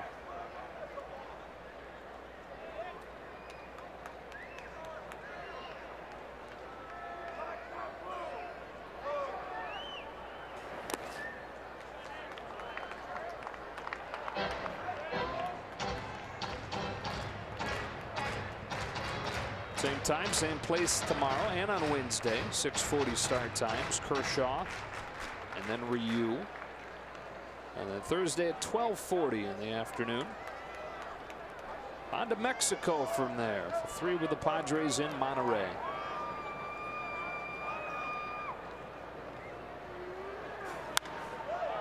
Ahmed the other way. There's Valera. Ending the inning. Diamondbacks get one more home run from Pollock, his 3rd of the game, to the 9th. They need 3.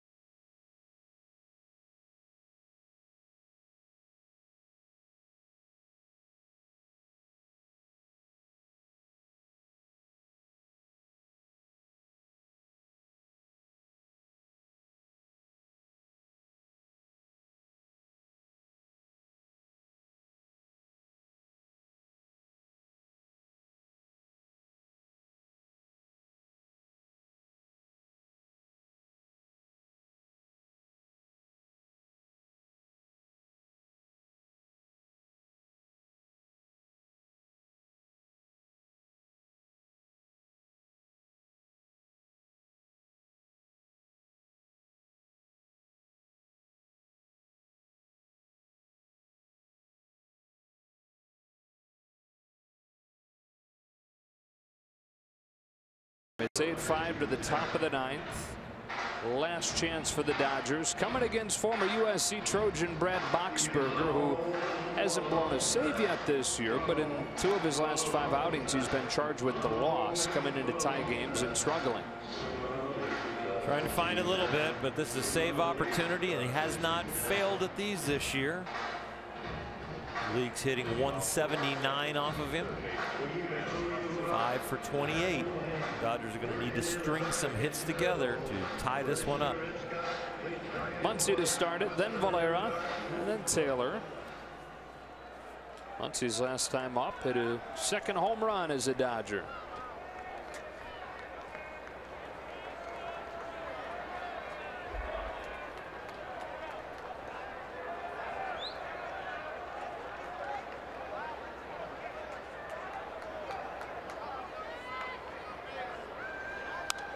Strike 1.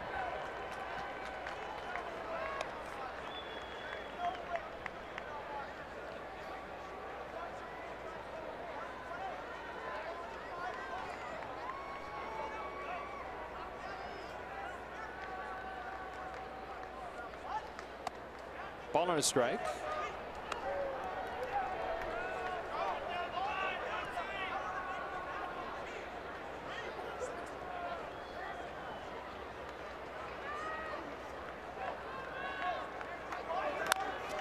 Tapped along first. This will stay foul. And it's 1-2.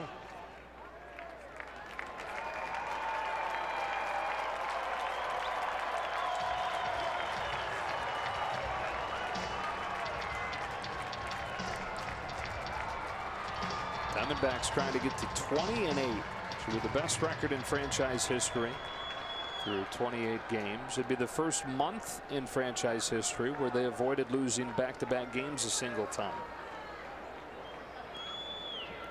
Yeah, tomorrow it's May.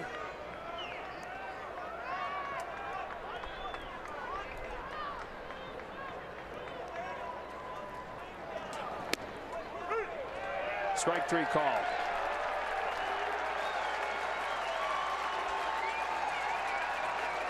So Muncy the first out of the ninth. Right fielder,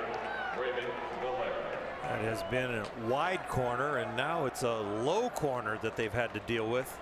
And you see the reaction of the bench behind Muncy there from that low third camera angle. To the right of Dave Roberts, there's about 3 or 4 guys that raise their arms. Valera grounds it to Goldschmidt. Quickly 2 out. Tough enough to hit a big league pitcher when the ball's over the plate. You start calling balls off the edge of the plate and then down. You might as well not even take a bat up there with you.